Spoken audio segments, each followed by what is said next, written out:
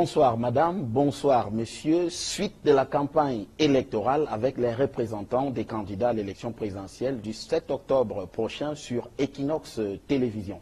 Ce soir, le thème en débat porte sur la gouvernance et les réformes institutionnelles au Cameroun. Que disent les programmes des candidats à ce propos?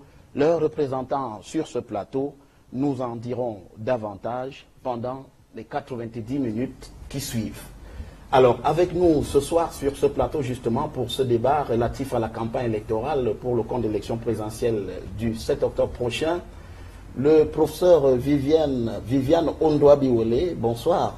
Bonsoir, monsieur Guizot. Vous êtes sur ce plateau en tant que représentante du candidat Paul Biya. Tout à fait. Voilà. Nous avons également avec nous sur ce plateau Michel Mombio. Vous êtes journaliste, mais vous représentez ici ce soir le candidat Franklin Ndifor, candidat à l'élection présidentielle. Bonsoir Michel Mombio. Bonsoir Guizogo, bonsoir vos aimables téléspectateurs. C'est un très grand honneur pour moi de participer pour la première fois à votre plateau. Et c'est un honneur aussi pour moi de prendre mes responsabilités de directeur de campagne du MCNC. Je dois cette position à l'honorable Montekombi Dejan qui est avec nous ici, qui, à mon sens, est l'un des plus grands patriotes de ce pays, qui vient, à mon avis, pour ce qui concerne l'Ouest d'où je viens, juste après des nationalistes comme Ernest Ouandié. Parce que dès 1962, il a commencé à former les Camerounais et s'il n'y avait pas eu un incident de parcours, je crois qu'il aurait été le premier à créer une université privée dans notre pays. Il m'a donc fait cet honneur et j'entends représenter son parti. J'entends le faire d'autant plus facilement que j'ai milité avec lui au SDF, c'est là où nous nous sommes connus. Nous sommes partis du SDF ensemble, nous avons démissionné ensemble. Et le voyant trimballer par certaines personnes, je lui ai dit, papa, nous avons la même vision politique, je pense que tu devrais créer ton propre parti. Et il m'a donc chargé de le faire. C'est pour ça que vous me voyez, je n'ai aucun document devant moi, mais j'ai tout le programme de ce parti en tête. Qui investit Franklin Ndifor à l'élection présidentielle. Oui, c'est l'honorable Monté, il faut le dire, il faut le sériner, il faut rendre à César ce qui est à César. Le pasteur Ndifor comprend mieux que quiconque ce que je veux dire. Nous ne pouvons pas être dans un pays où quelqu'un vous donne un mandat et vous l'occultez totalement. Ce n'est pas honnête. Alors, pour être tout à fait complet avec votre présentation, on dira que Michel Mombio, vous venez de commettre deux ouvrages qui ne sont peut-être pas encore sortis, mais qui vont l'être dans quelques jours. Il y a notamment comment devenir un bon politicien. Oui. C'est une vaste entreprise, quand même là. Tout à fait. Justement. Un mot sur cet ouvrage? Oui, le titre c'est Comment devenir un bon politicien et c'est sous-titré Guide pratique à l'usage du militant de base. Oui. Je suis parti du constat que dans notre pays, vous avez des spin doctors qui vous parlent de politique tout le temps et très peu savent de quoi ils parlent. Ils viennent sur les plateaux étaler leurs états d'âme. Or la politique, je suis un adepte de l'école parisienne de la sociologie politique. La politique n'a rien à voir avec les sentiments. Lorsqu'on entre en politique, il faut être capable d'égorger sa mère. C'est ce que j'enseigne aux gens. De paresseux. Oui. Oui. Lorsque vous entrez en politique, mettez les sentiments de côté. Oui, c'est ce que vous appelez aux Camerounais, aux lecteurs. Oui, il faut que le lecteur qui veut entrer en politique le sache. Voilà, et puis vous vous arrêtez quand même sur aussi la richesse, les secrets de la richesse des Bamileke. Oui. Là, pour parler de vos origines, de la région de laquelle dont vous êtes originaire. Bien, je ne parle pas. Ce n'est pas parce que je suis de Bayangam, de la plus noble aristocratie de Bayangam, que je parle des Bamileke. Non, nous parlons là de gouvernance. Oui. Il est question dans notre pays de trouver un modèle de gouvernance qui nous sied. Or, nous sommes dans un pays où les gens ont pour habitude de mettre l'accent sur ce qui ne va pas, d'indexer les gens. Alors que lorsque vous regardez nos coutumes, que ce soit du sud, au nord, partout, nous avons l'organisation sociale, politique, sociopolitique de nos sociétés est pratiquement la même. Il était donc question pour moi de montrer aux Camerounais comment est-ce que les Bamileke se gouvernent dans leurs États-nations, dans leurs concordats, pour produire la richesse. Parce qu'il n'est pas un secret pour quelqu'un, pour qui que ce soit, que les Bamileke sont parmi les plus riches du Cameroun. Ce n'est pas le fruit du hasard. Je le démontre donc scientifiquement. Ça, c'est le premier tome. Parce il y aura un deuxième tome. Tome 1, il y aura un deuxième. Il faut préciser que le sous-titre aussi, c'est Enquête sur l'origine des États, de la fortune des États-nations de Grassfield. Voilà, merci. Et puis, les lecteurs auront l'occasion de vous découvrir aussi la campagne électorale. Vous pourrez insérer, vous avez forcément ces idées dans le programme de votre candidat. C'est pour cela d'ailleurs que nous en parlons ici ce soir. Alors avec nous également, Denise Ongba du Parti Univers. Vous représentez ici sur ce plateau ce soir Cabral Libi. C'est bien cela, Denis Ongba? C'est bien cela. Bonsoir Guy Zogo, bonsoir à vos panélistes. Merci de m'avoir invité. J'espère que nous passerons d'excellents moments qui nous permettront de présenter notre projet de société. Alors, nous avons également avec nous ce soir le professeur Alain Foguet, au cadre du MRC, représentant du candidat Maurice Kamto. Bonsoir, professeur Alain Foguet. Bonsoir et bonsoir aux téléspectateurs. J'espère que la gestion du temps participera de la gouvernance sur ce plateau. Voilà, merci, on en tiendra compte pour que tout le monde puisse parler équitablement ce soir sur ce plateau. Effectivement, nous commençons par la gouvernance. Mesdames, messieurs, la gouvernance, quel état des lieux peut-on en faire aujourd'hui au Cameroun? Professeur Viviane Ondoa-Biwole. Alors la question que vous posez, c'est quel état des lieux de la gouvernance? Absolument. Et entendons-nous déjà ce que nous entendons par gouvernance. Oui. Moi je crois que ce serait intéressant, comme ça on ne va pas aller dans tous les sens. Et de ce point de vue, je vais donner la vision que le RDPC donne à le contenu que le RDPC donne à ce concept.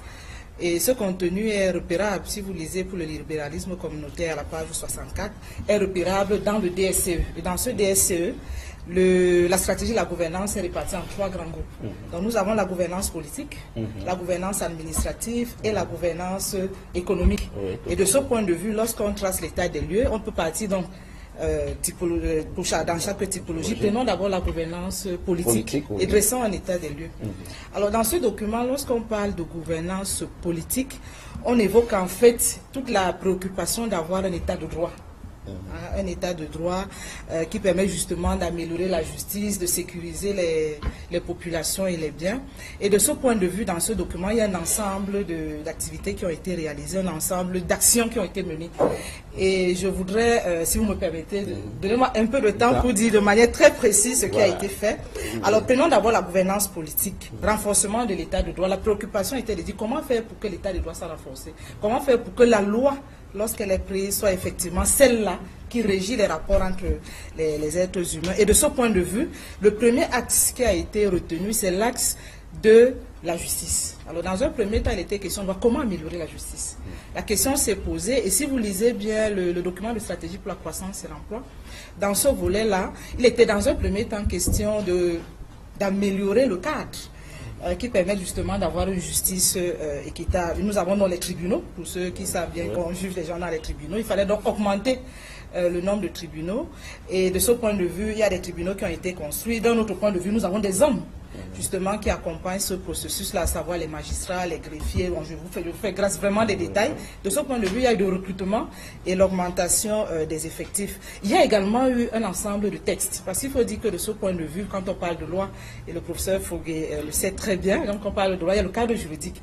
Et nous avons vu en 2012, 2010 et 2012 même déjà, la promulgation des peines, des peines alternatives d'emprisonnement. Donc il y a eu un ensemble d'encadrement juridique qui a été mis en place. Mais laissons ce volet-là, toujours en ce qui concerne l'état de droit. Prenons le volet institutionnel. Il a été prévu dans le cadre du DSE, juste pour dire que c'est ce qui a été prévu, qui a été engagé justement. Il y a des choses qui ont été entièrement faites, d'autres qui sont en cours et qui seront également poursuivies. En ce qui concerne le volet, disons, au niveau de la mise en place des institutions, vous savez qu'il avait été prévu de mettre en place la Chambre, le Sénat. Ça a été fait. Il a également été prévu, dans ce cadre-là, de mettre en place le Conseil constitutionnel. Ça a été fait. Donc moi, je souhaite qu'on regarde bien ce document, vous allez vous rendre compte qu'il y a également, de ce point de vue, des instances qui ont été prévues en 2010 dans ce document de stratégie de la croissance et de l'emploi et qui ont été mises en place. Ce qu'on peut également évoquer dans ce cadre-là, qui concerne la justice, c'est toutes les dispositions mises en place pour avoir un cadre juridique qui permette de protéger la fortune publique.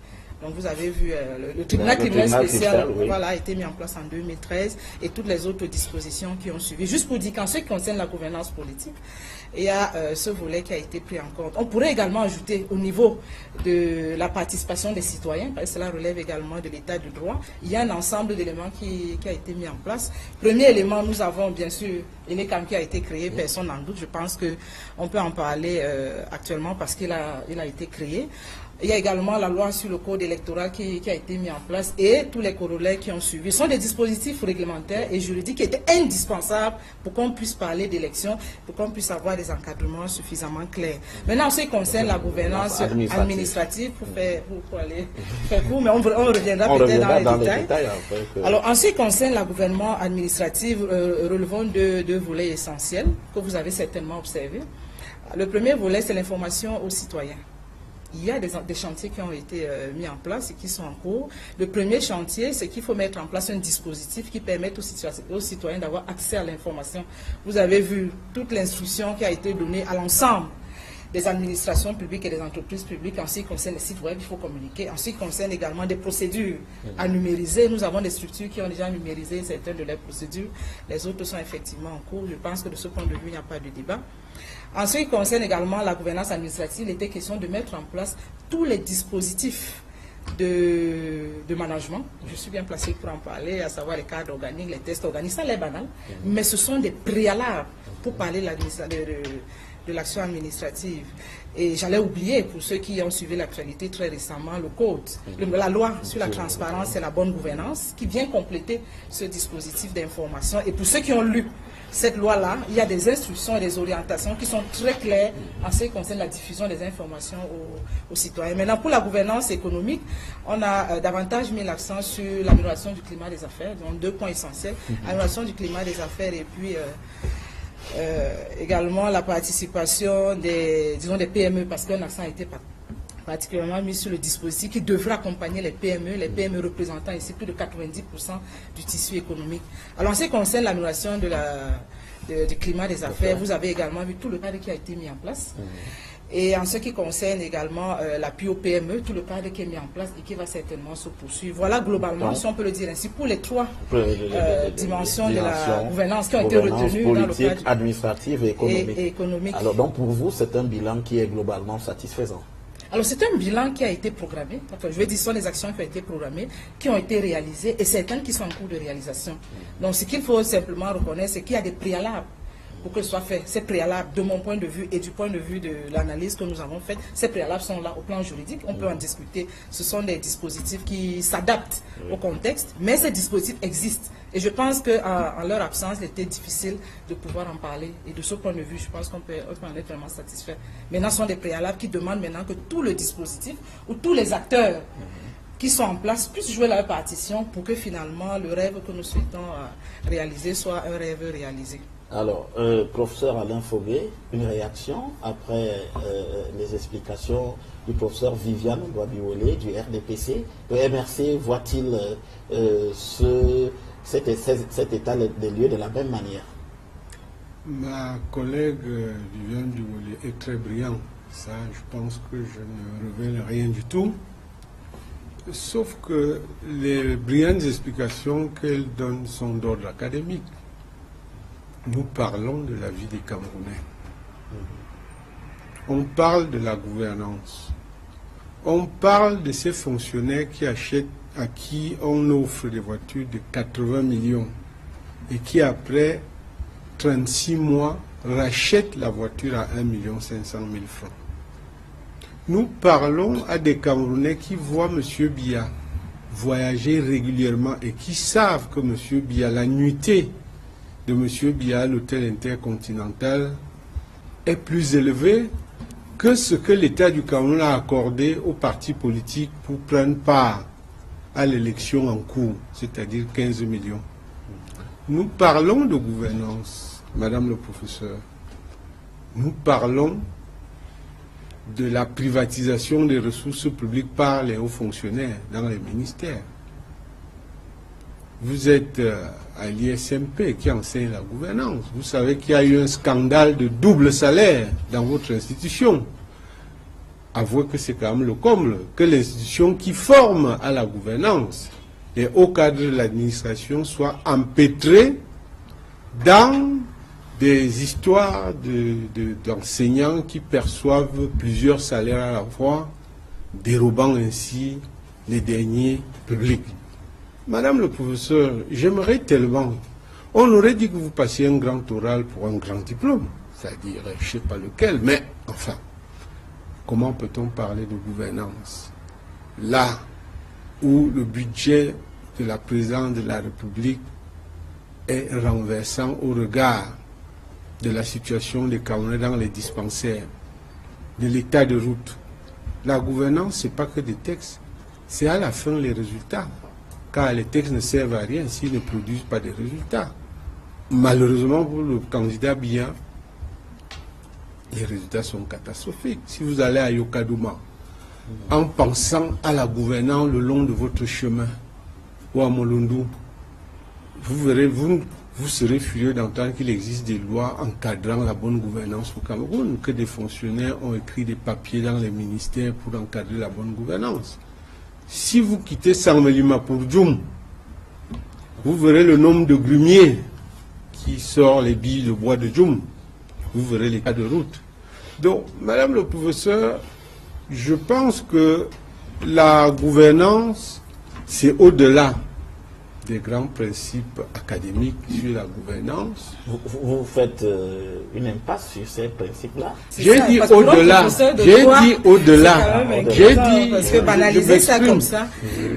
Until now, I'm speaking in French. Yes. You can speak in English. C'est pour ça que j'ai dit. C'est pour ça que j'ai dit au-delà. Au-delà des textes. Que vous reconnaissez déjà existants.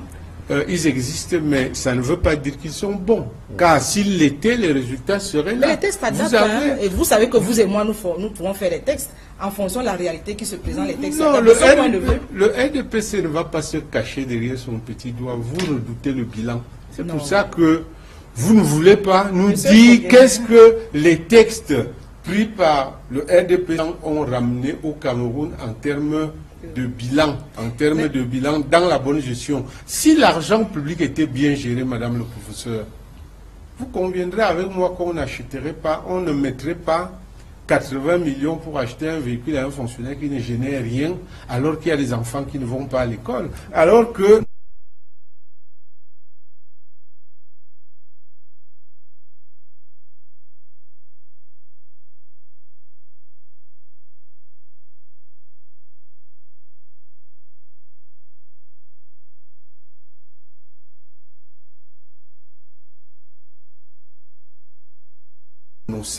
le terme gouvernance sous le maillot du RDPC. Monsieur Foguet, moi je vous connais quand même, plus structuré que ça, et je suis très inquiète. Je ne voudrais pas simplement dire que ce contexte l'a tellement transformé au point où il perd complètement la raison.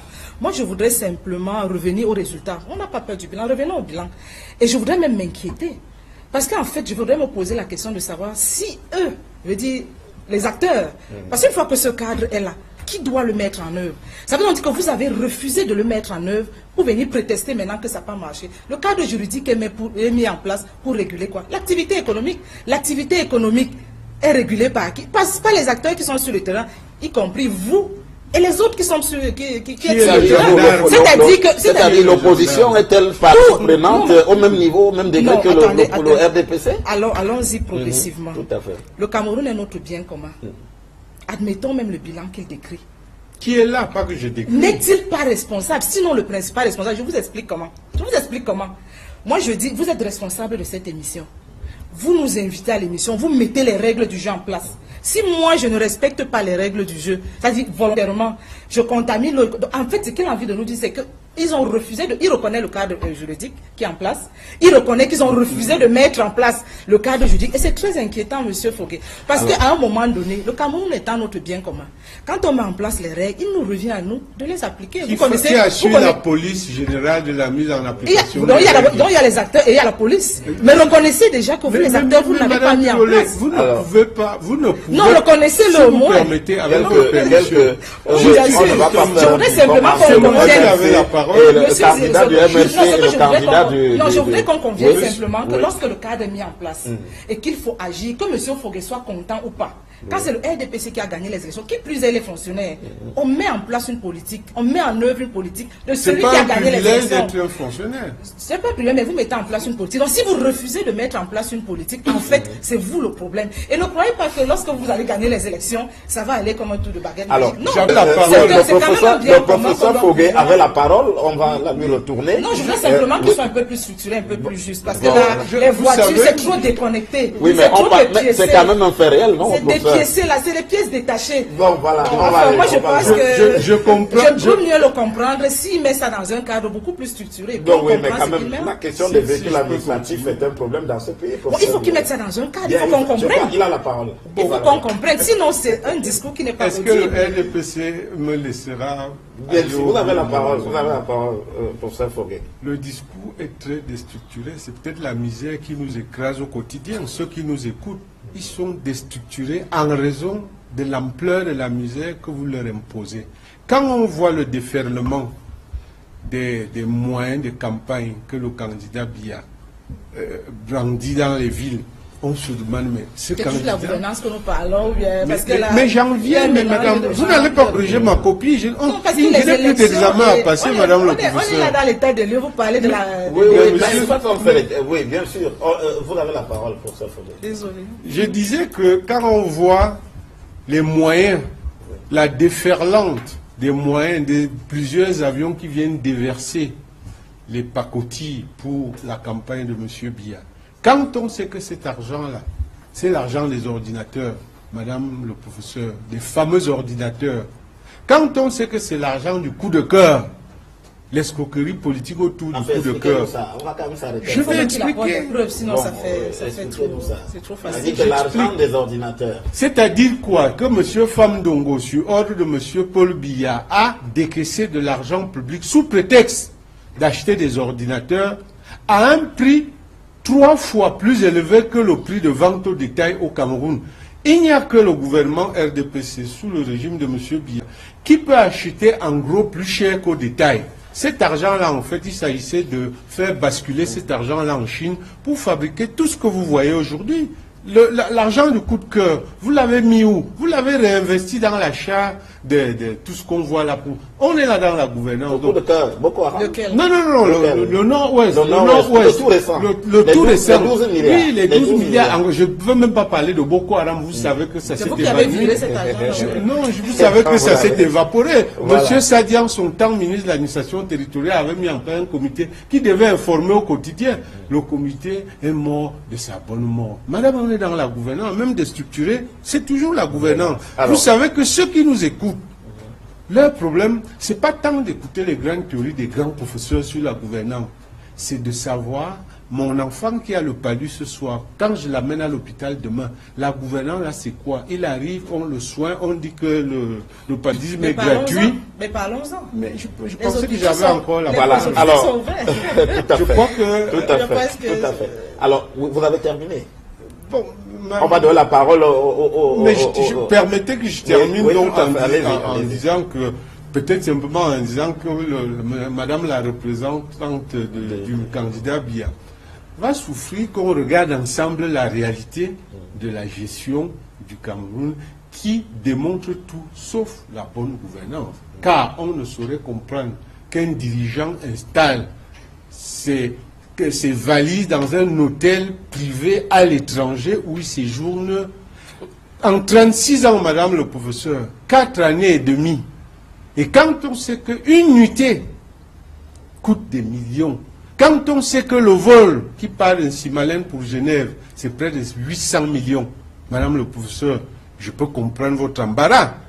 qui êtes brillant, de venir parler de la gouvernance dans un environnement qui est anti-gouvernance. Non, je crois que vous voulez faire du populisme. La gouvernance ne peut pas se limiter aux anecdotes. Mais je peux vous comprendre. Je comprends votre posture. Voilà, c'est mais son pas quand du même tout crédible. Bien, ok. Nous avons écouté le MRC. Alors, Michel Mombio, à ce sujet, qu'est-ce que vous en dites? Écoutez, le MCNC est le seul parti qui a dans le sigle de son appellation sa visée politique. Le MCNC a pour ambition, disons d'abord que c'est un parti de centre-droit. Oui. Nous pratiquons le social-libéralisme. Et en cela, nous sommes proches du RDPC. Oui. Il faut proches pas alliés alors?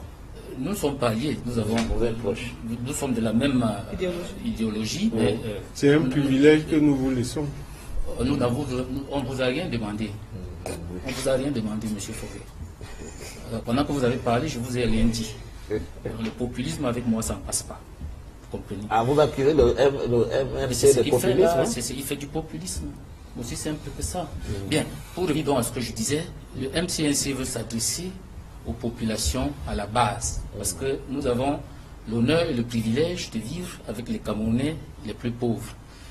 Et il est question pour nous de leur redonner goût à la politique. C'est pour ça que nous nous démarquons aussi bien de l'académisme que du populisme. Tout le monde dit que le Cameroun va mal. Les populistes passent le temps à détailler les petites choses qui ne vont pas, par-ci, par-là. Nous avons l'honnêteté de dire que M. Paul Biya, tout ce qu'on peut lui reprocher, quoi qu'on puisse lui reprocher, il a quand même fait des choses. Nous pensons que ceux qui disent qu'ils veulent faire table rase doivent reconnaître au moins l'existence de la table. Ça, c'est basique en politique. Dans politique, au MCNC, nous voulons que les gens apprennent l'honnêteté. Ne serait-ce qu'une étincelle d'honnêteté. Ce n'est que par là qu'on peut progresser. Bien, qu'est-ce qui ne va pas dans notre pays? La gouvernance, soit dit en passant, la gouvernance est la manière avec laquelle l'État est géré. C'est aussi simple que ça. Pour que, le Camerounais lambda oui, qu'ils comprennent. Que ma grand-mère qui est à Mélon, que je salue en passant, comprenne. C'est la manière dont l'État est géré. Vous avez donc la corruption, vous avez tout ce que vous avez comme des mots. Ça découle d'un mal beaucoup plus grand, qui est un syndrome. Le Cameroun souffre du syndrome du mandarinisme aigu. Et vous avez là un exemple. Voilà les deux mandarins devant moi. Pour que j'en comprenne, le mandarisme, c'est le fait. Les fonctionnaires chinois. Voilà, c'est les gens pour qui. La grande Chine. Nous sommes de hauts responsables en plus. Hein. Bien sûr, je vais y arriver. Nous sommes donc dans un pays. Oui, à mon niveau, sauf que je n'affiche pas. Bon, vous risquez de me perdre. Il faut donc expliquer aux Camerounais. Ce qui se passe. Le Cameroun a un problème de régime. Disons aux pousseurs du marché Mokolo que le régime, c'est l'organisation de l'État. Et notre constitution dit que l'État du Cameroun est une république décentralisée, un État unitaire décentralisé. Bien. Mais il fonctionne aujourd'hui comme une monarchie républicaine. Parce que notre président qui est candidat, personne ne le voit. Voilà un comportement de monarque. Vous comprenez? Et nous ne posons pas des jugements de valeur, nous constatons que notre président, personne ne le voit, peu importe où il est. Et ce sont les Camerounais qui lui ont donné le titre de roi des rois. Des Camerounais. Oui, bien sûr. Quelque temps après son accession au pouvoir, on l'a mené partout au Cameroun, on l'a intronisé. Et la dernière fois à Ebolova en 2010, je crois, on l'a intronisé Nomangui. Vous êtes bêtis, vous savez ce que ça veut dire. Bien, alors, si vous appelez quelqu'un roi et qui se comporte comme roi, ne vous plaignez pas. Parce que à l'ouest où je suis, où il y a plein de populistes là, qui vous racontent n'importe quoi. Ils disent, il y a telle chose à aider, on ne voit pas le chef de l'État. Il y a telle chose à tel endroit, on ne le voit pas, je leur demande. Alors, chez nous ici, lorsqu'il y a une catastrophe au village, est-ce que vous voyez le chef? Il envoie ses Tchinda, monsieur. Il ne vient pas. Il ne vient pas. Il ne vient pas. Voilà donc un aspect de la monarchie. Le soir du 20 mai, au palais, vous voyez ces gens les grands corps de l'État avaient les perruques de Louis XIV, qui applaudissent le chef de l'État. Comme au temps de Louis XIV. Voilà des aspects de la monarchie. Le 20 mai, le matin, avant ça, avant qu'il n'aille applaudir, vous voyez le président de l'Assemblée nationale qui applaudit le président de la République. Voilà des pratiques de cours. Le matin, vous voyez les chevaux défiler. Vous ne savez pas où vous savez même pas d'où ils sortent. Voilà des pratiques napoléoniennes. Voilà. Alors, notre pays a donc ce problème de régime. Nous sommes passés d'une république des citoyens à une république des fonctionnaires. C'est ça le mandarinisme. Or, vous savez, des grands maîtres comme Max Weber disent que l'État est neutre. Oui. Les fonctionnaires donc doivent être neutres. Si vous voulez que notre pays avance, mais le statut de la fonction publique au Cameroun le précise, que les fonctionnaires doivent être neutres. Et est-ce qu'ils le font pas? Vous voyez donc leur pratique. Oui. Vous voyez leur pratique. Je vous ai dit tout à l'heure que le RDPC est un parti de centre droit. Mais vous voyez qu'il se comporte parfois comme un parti de l'extrême droite. Quand même pas. L'extrême droite quand même. Vous comprenez? Michel Momio, vous dites l'extrême droite quand même. Oui, vous avez vu ici dans ce pays des gens chasser les Bamileke au nom du RDPC. Vous comprenez? Vous comprenez? Moi, je comprends. Là, c'est un autre débat. Je dis donc que nous sommes dans un régime qui fonctionne à la fois comme une république et à la fois comme une monarchie. On ne peut pas avancer parce que le caractère de l'État doit être défini. Donc pour vous, la gouvernance politique, c'est un fiasco là. Vous le dites. Oui. Je ne porte pas des jugements de valeur. C'est les populistes qui portent des jugements de valeur. Lorsqu'on analyse le fait politique, je vous ai dit, selon l'école de Pareto, on met les sentiments de côté. Oui. Et j'ai dit tout à l'heure, qu'on ne peut pas dire que tout va mal. Il faut être honnête de reconnaître qu'il y a certaines choses. Qu'on reconnaisse que écoutez, j'ai à ma gauche ici une des fines fleurs de notre administration. Ne serait-ce que parce qu'elle est là, ça veut dire que quelque chose marche. Je crois qu'elle a été formée dans ce pays. Bien, donc, maintenant vous avez un problème de système. Le système camerounais est tellement fort, il est tellement corrompu que c'est lui qui génère ses opposants.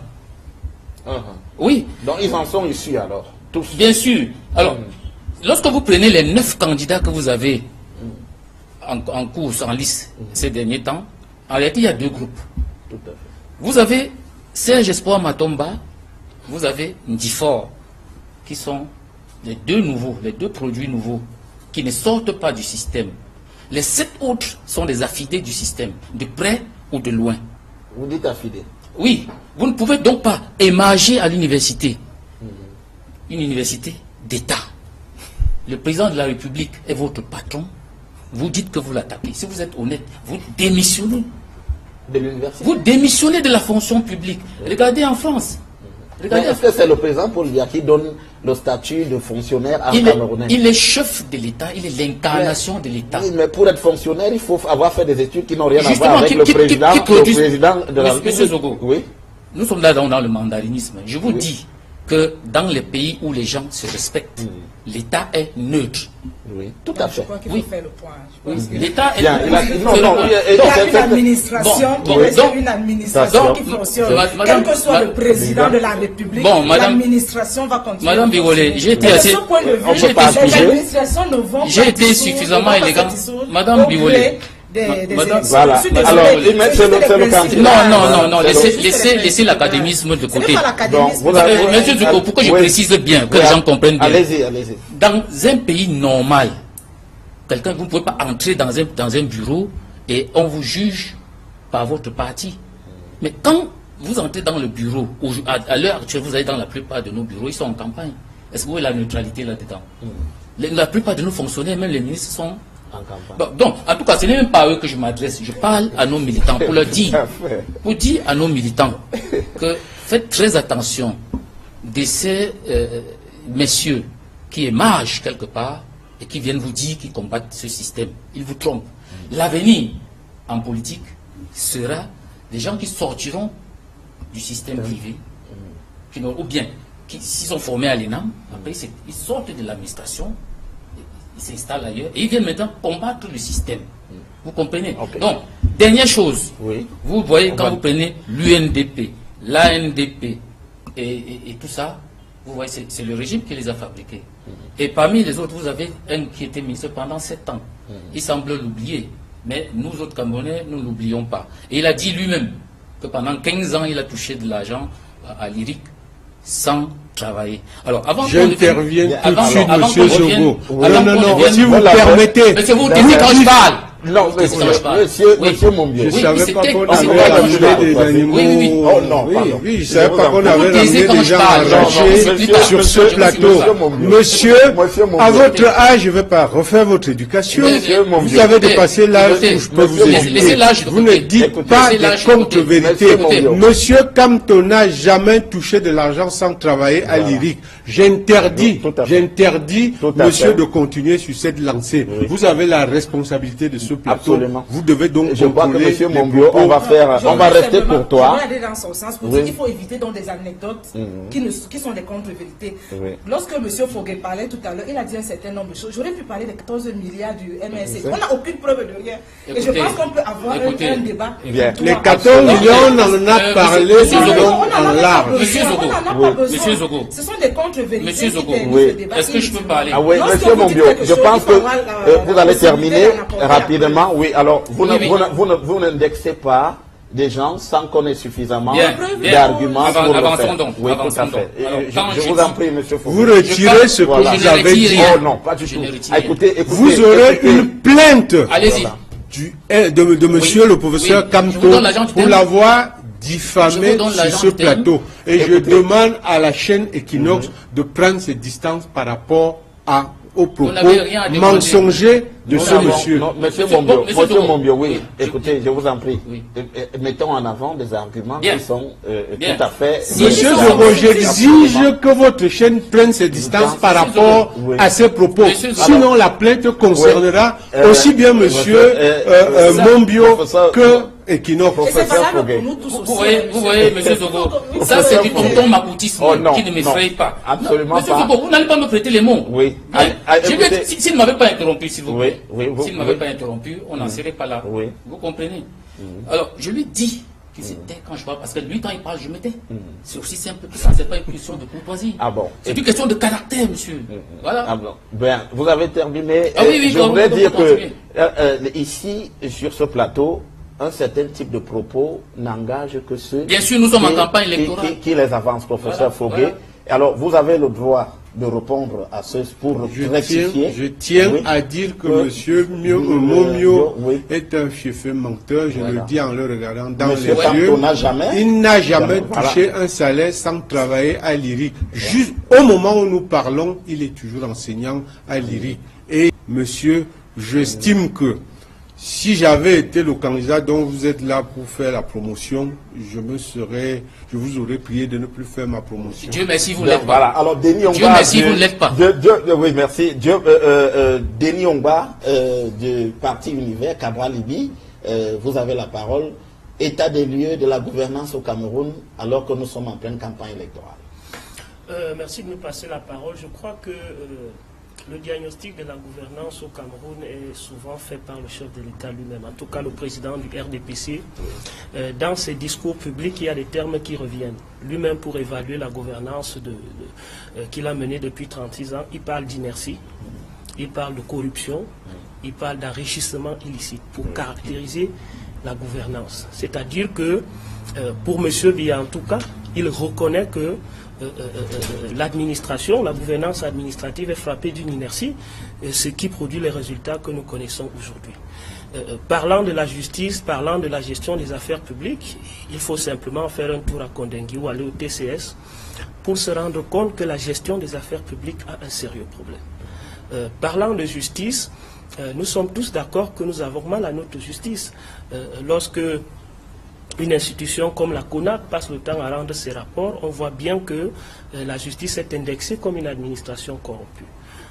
Sur la question du climat des affaires, la plupart du temps, les organismes internationaux classent notre pays comme un pays qui a un mauvais climat des affaires. Je crois qu'il faut être assez fort pour le reconnaître. il est vrai, M. Biya a mis un ensemble d'institutions en place qui parfois sont trop nombreuses et qui se superposent pour des résultats qui sont parfois très en deçà de la moyenne. La situation du Cameroun aujourd'hui le montre. Nous sommes repartis au FMI pour essayer de retrouver de l'argent alors que nous étions sortis des programmes d'ajustement et tout cela, ce qui montre que globalement les choses ne vont pas bien. Sur le plan politique, nous sommes encore aujourd'hui en train de discuter d'un code électoral qui est querellé. On a fait des progrès, mais des progrès qui sont suffisamment petits pour une élection crédible et saine au Cameroun. Je crois que c'est l'Organisation internationale de la francophonie il y a quelques semaines qui a constaté que le code électoral est mauvais et qu'il fallait le retoiletter. Évidemment, tout ça aussi, il faut le mesurer au niveau du niveau de vie des Camerounais. Lorsque vous allez dans la rue, vous voyez que les Camerounais vivent mal. Les Camerounais difficilement arrivent à se nourrir, à se soigner, à vivre décemment dans leur pays. Il ne faut que voir, vous savez, il y a eu un phénomène il y a quelques jours, des Camerounais qui partaient du Cameroun traversant le désert pour aller en Europe. Ce sont des images qui montrent qu'il y a un malaise global.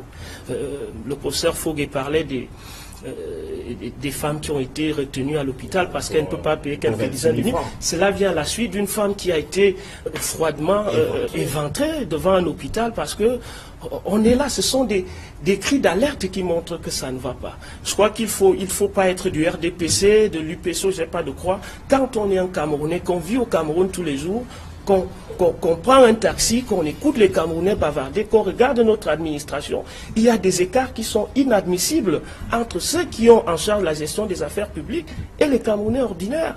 Des gens prennent la fortune publique pour des orientations, d'ailleurs le FMI nous rappelle tout le temps qu'il faut bien gérer les finances publiques, qu'il faut maîtriser la gestion des affaires publiques. Moi je crois globalement, en tout cas c'est notre constat, que la gouvernance a un problème au Cameroun. Que ce soit la gouvernance politique, je crois que lorsque vous regardez le nombre de fonctionnaires qui sont mis d'astreinte autour du président de la République et son épouse, c'est inadmissible dans un pays. Je crois que on fait remarquer que lorsque vous regardez le budget de la présidence, à peu près 1 milliard sont utilisés par semaine. C'est inadmissible. On se pose la question de savoir la gouvernance au Cameroun a quel objectif.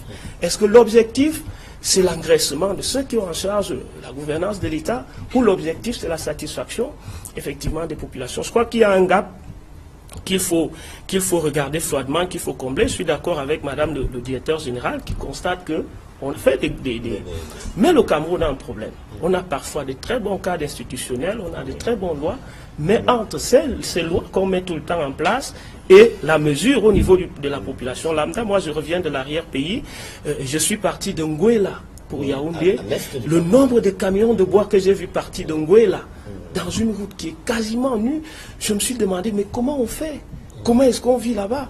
On parle aussi de décentralisation et tout cela.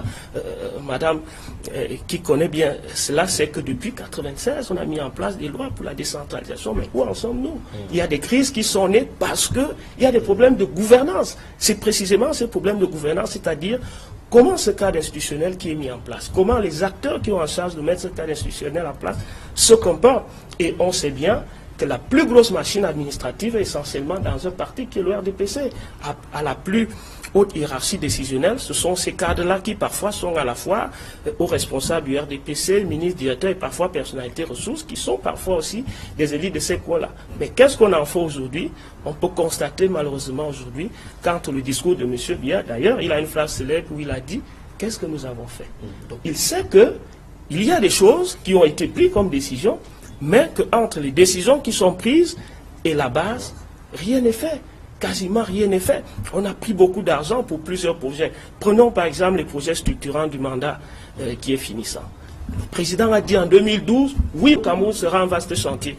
Mais 7 ans après, mesurons ces projets, la plupart sont en train d'être rééchelonnés ou repris pour des questions de gouvernance. Parce que parfois les populations ne sont pas indemnisées, parce que parfois les quotes-parts du Cameroun ne sont pas payées, parce que parfois il y a des lourdeurs administratives entre une simple signature qui dure niveau 3, 4, 5 bureaux.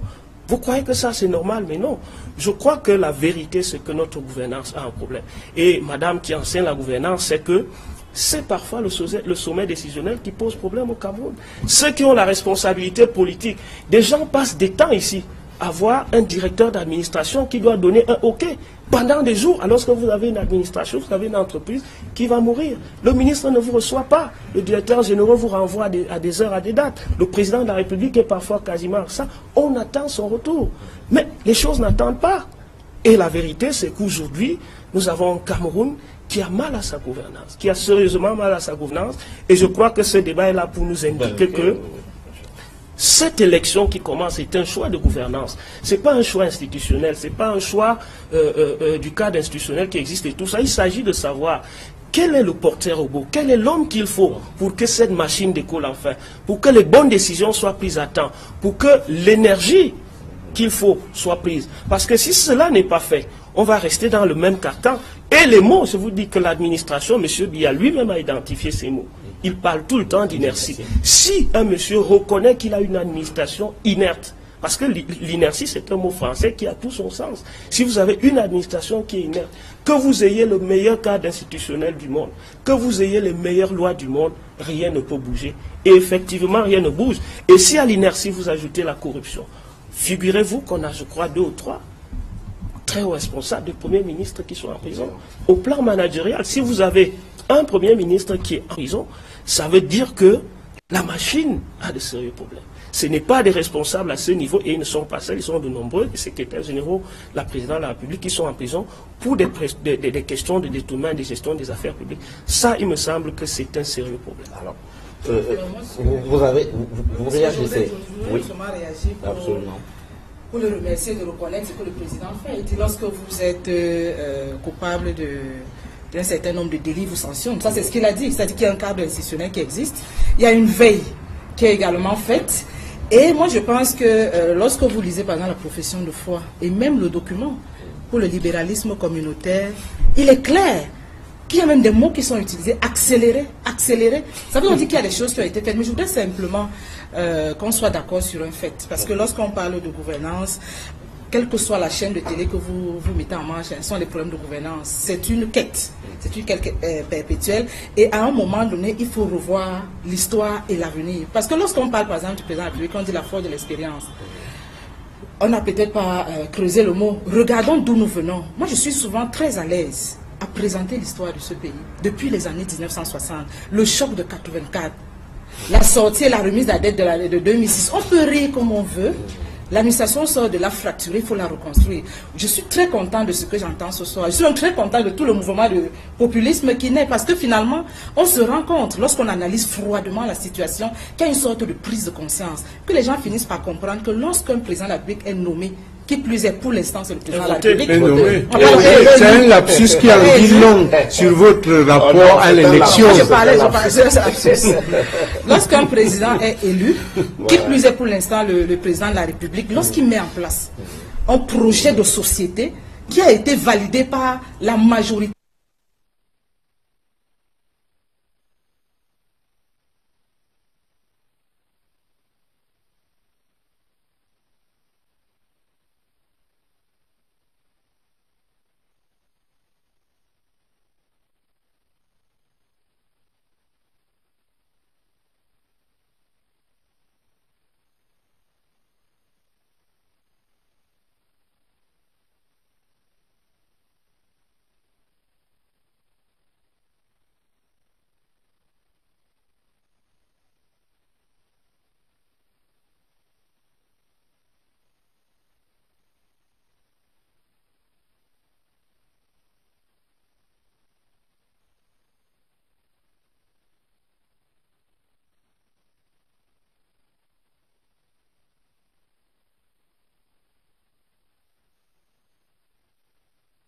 des Camerounais, il nous revient à nous de le mettre en œuvre. Maintenant, quand il y a des résistances, parce que ce qu'ils dévoilent là, en fait, c'est qu'ils ont décidé de résister. Et heureusement, maintenant, on se rend compte que cette résistance-là ne rend pas service à l'État. On est tous, le Cameroun est notre bien commun. Et moi, je suis bien contente. Pourquoi? Parce que dans le processus de changement, ce sont des phénomènes prévisibles. Là, nous sommes en pleine prise de conscience après les résistances. Et je pense que le terrain est suffisamment prêt maintenant pour engager et accélérer les réformes. Avant, on avait l'impression qu'il fallait indexer un individu. Maintenant, il reconnaît. L'individu a mis en place le cadre juridique. L'individu sanctionne quand c'est nécessaire. L'individu veille. Ça veut donc dire qu'il indexe les acteurs. Et de ce point de vue, moi, je suis content de comprendre que nous sommes tous impliqués dans la construction de ce pays lorsqu'un projet de société est retenu à travers l'élection d'un individu qui sera certainement élu le 7 octobre prochain. Maintenant, après l'élection, pour résister, pour venir raconter ce que vous racontez, ça ne sert à rien. Mais écoutez, ça ne sert à rien.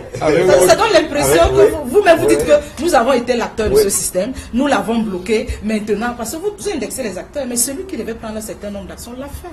Maintenant, ayons un débat constructif. On va donc point par point. Oui. Il a parlé du cadre de vie des populations. Il a parlé des hôpitaux. Oui. C'est pour ça que j'ai rappelé l'histoire. Oui. C'est vrai que par un coup de baguette magique, moi je vois les prophètes qui naissent de partout. Je suis bien curieuse de vivre encore 10 ans. De vivre encore 20 ans. Oui, mais madame, vous savez que le président hérite d'un pays. On peut également faire l'histoire. Non, ne commencez pas par nuancer. Ce pays-là est à nous tous. Si vous voulez faire l'histoire, puisque vous voulez qu'on fasse l'histoire, on peut faire l'histoire du Cameroun que le chef d'État prend. L'histoire, je crois que j'en ai eu ma claque quand j'étais sur les bancs, on peut avancer. Je voulais réagir à ce que disait, ce que disait Madame la représentante du candidat. Je comprends que c'est pas facile de vendre des œufs pourris sur un marché. Parce que quand on parle de gouvernance, je crois c'est vous qui les avez, c'est vous qui avez les œufs pourris, j'imagine. Dans tous les cas, moi, je ne les vois pas. Je veux dire nous sommes dans un processus. Nous sommes dans lesquels c'est vous qui les avez pourris, alors. Les œufs dont il parle ont pourri pendant 7 ans. Vous allez vous entendre un moment. Je pensais que ça se... On va d'un point. Je pensais... Madame je pensais que ça... Prouvez-moi que nous sommes restés sur place. Alors, le professeur Foguet a la parole. Qu'il me prouve que nous sommes restés sur place. Et là, il n'arrive pas à me faire la démonstration. Le professeur Foguet, allez-y. Je pensais que vos rencontres dans les couloirs du ministère de l'administration territoriale étaient secrètes, mais vous n'avez pas besoin de les étaler ici. Bon, pour revenir à ce que des intentions. Donc, pour revenir à ce que je disais ici, je disais que la représentante de M. Biya est, malgré sa bravoure, très mal à l'aise sur ce thème. Et je crois que si elle avait même pris conseil auprès du candidat, il lui aurait déconseillé de venir le représenter à ce... Allez, dites ce que vous avez dit, parce qu'il n'y a pas d'argument. Mais madame le professeur... Reste là, c'est le populisme. Le populisme, vraiment. Démontrez-nous que nous sommes restés sur place. Le professeur Foguet a la parole. Non, mais c'est la distraction. Il vaut mieux qu'il parle d'arguments. Il n'a pas de chiffres. Oui, nous sommes dans un débat en campagne électorale. Les arguments avancés ici engagent ceux qui les avancent. En français, on appelle ça les arguments. Il a la parole. Okay. C'est lui qui a la parole. Donc, j'étais en train mais si nous index, on va réagir. J'étais en train de dire que monsieur Biya a lui-même posé un diagnostic effrayant sur sa gouvernance. Il rappelle qu'il est sur un chemin. Il fait le point, il est honnête. Il a moins le courage. Il a moins le courage, il a l'honnêteté. Mais vous pouvez une fois faire fusion avec d'avoir travaillé avec lui. Monsieur Atanganji a beau vous demander de louer votre parti au pasteur, la réalité est là. La réalité est là, monsieur. Donc, permettez qu'on avance. Permettez qu'on avance. C'est vous qui tournez en rond, monsieur Foguet. J'étais en train de dire que la réalité de la gouvernance, le diagnostic est posé par M. Biya lui-même. Et au-delà du diagnostic, il y a un aveu d'impuissance. Souvenez-vous, après 2008, il dit qu'avons-nous fait? C'est une question qui exprime l'impuissance. Si vous prenez les rapports de la CONAP, ces rapports renseignent à suffisance sur la GABEJI qui organise l'art, sur la GABEJI qui organise l'art de gérer le Cameroun. Allez au TCS. L'élément de mesure de l'argent détourné, c'est le milliard. Dans une administration sérieuse où on parle de gouvernance en acte, comment... Si vous ne me prêtez pas les mots, prêtez-moi de l'argent. Comment peut-on détourner le milliard, 4 milliards, 5 milliards? Ça veut dire que la gouvernance est utilisée comme un slogan, mais dans la réalité, parce qu'une administration normale Et vous le savez, madame le professeur, puisque vous enseignez la gouvernance, il y a des mécanismes qui ne permettent pas qu'un individu puisse spolier l'État à hauteur de milliards. Et je vais vous dire, quand monsieur le président de la République nomme des gens à des fonctions de directeur général, et les laisse rester plus que ce que prévoit la loi. Est-il un acteur? 9 ans. 9 ans. Oui. La loi prévoit 9 ans. Oui. Mais il y a une compagnie dans ce pays qui s'occupe, qui dépendait des machines, qui gérait les machines agricoles. Je ne sais plus comment ça s'appelle. Le cinéma. Oui. Mais madame le directeur, le patron de cette compagnie-là depuis près de 40 ans. Plus de 40 ans. Ça défie tout ce qu'on peut imaginer en matière de gouvernance catastrophique. Lorsque vous avez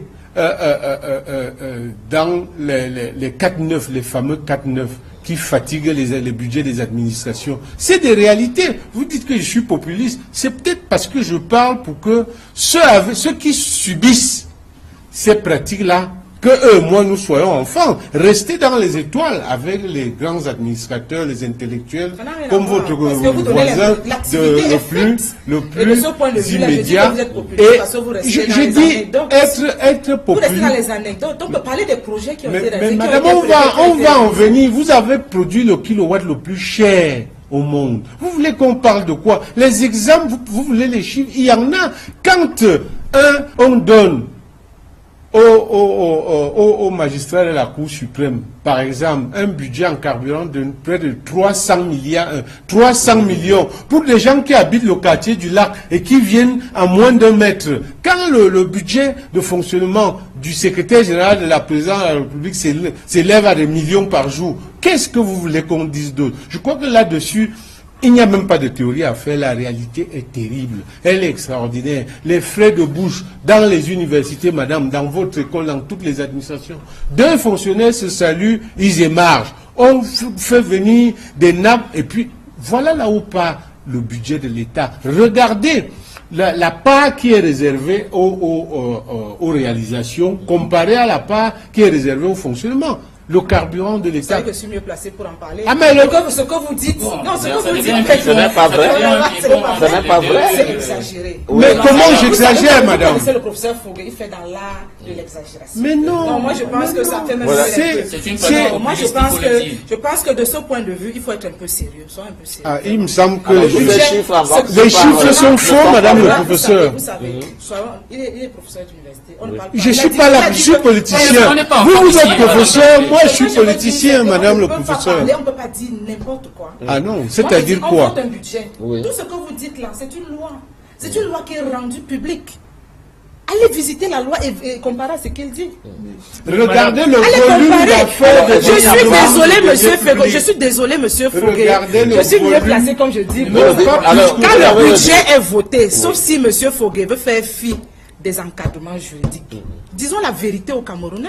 Ne parlons pas des anecdotes comme au marché central. Quand un budget est voté, il y a des lignes budgétaires qui sont... Il y a des encadrements juridiques. Oui. Maintenant, il dit lorsqu'il y a des déviances, il y a un contrôle. Oui. Le président de la République avait dit, a fait un diagnostic. Il a même fait regarder sa profession de foi, regarder son ouvrage. Madame, il est fou. Le résultat. Et de ce point de vue, moi, ce que je voudrais dire, c'est une... Et moi, je suis content de ce qui arrive. Et je vous ai dit, le changement est un processus. Hein.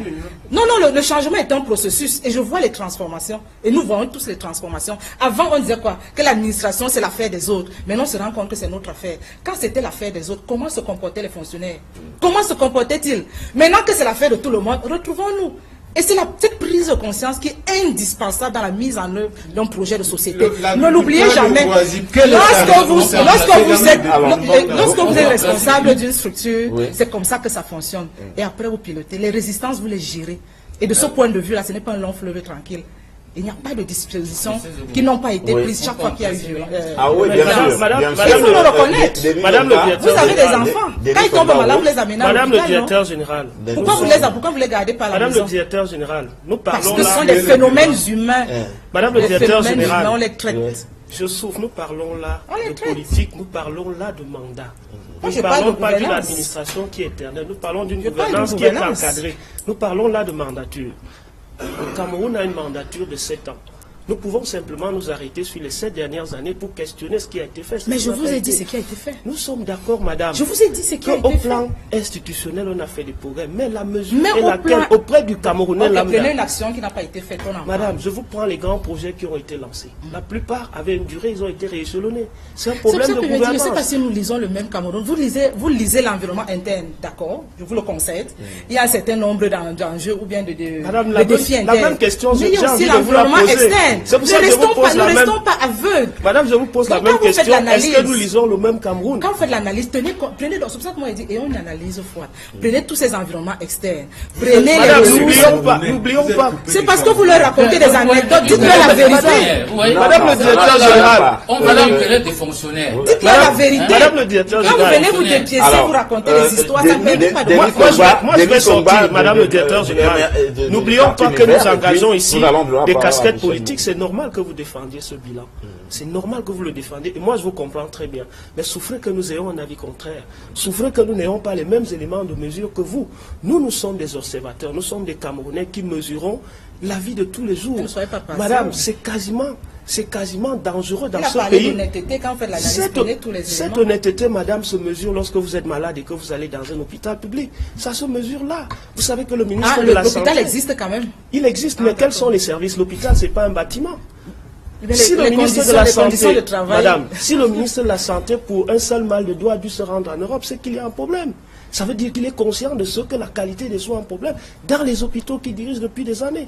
Madame, le dire ne veut pas dire qu'on n'aime pas, je ne sais pas quoi. La mesure, c'est quoi? C'est la qualité de la vie des Camerounais. Est-ce que ça va? Non, madame. Ça ne va pas. Lorsqu'il pleut à Yaoundé, c'est bouché à la pause centrale. Ce sont des faits, madame. On n'a pas besoin de ne pas constater que depuis des années, on a financé le drainage du Fungi et que ça a traîné parce qu'il y a des lenteurs administratives. C'est des problèmes de gouvernance. Je crois que le dire est quelque chose d'honnête. Vous pouvez prendre différents secteurs de la vie publique au Cameroun et vous allez constater que ce sont les mêmes mots qui reviennent. C'est l'inertie, c'est la corruption, c'est l'enrichissement illicite, c'est cette gestion-là qui est même au sommet, c'est-à-dire parfois l'abandon, parfois la gestion clientéliste, parfois le tribalisme exacerbé, parfois la République n'est pas, l'État n'est pas au-dessus de tout le monde.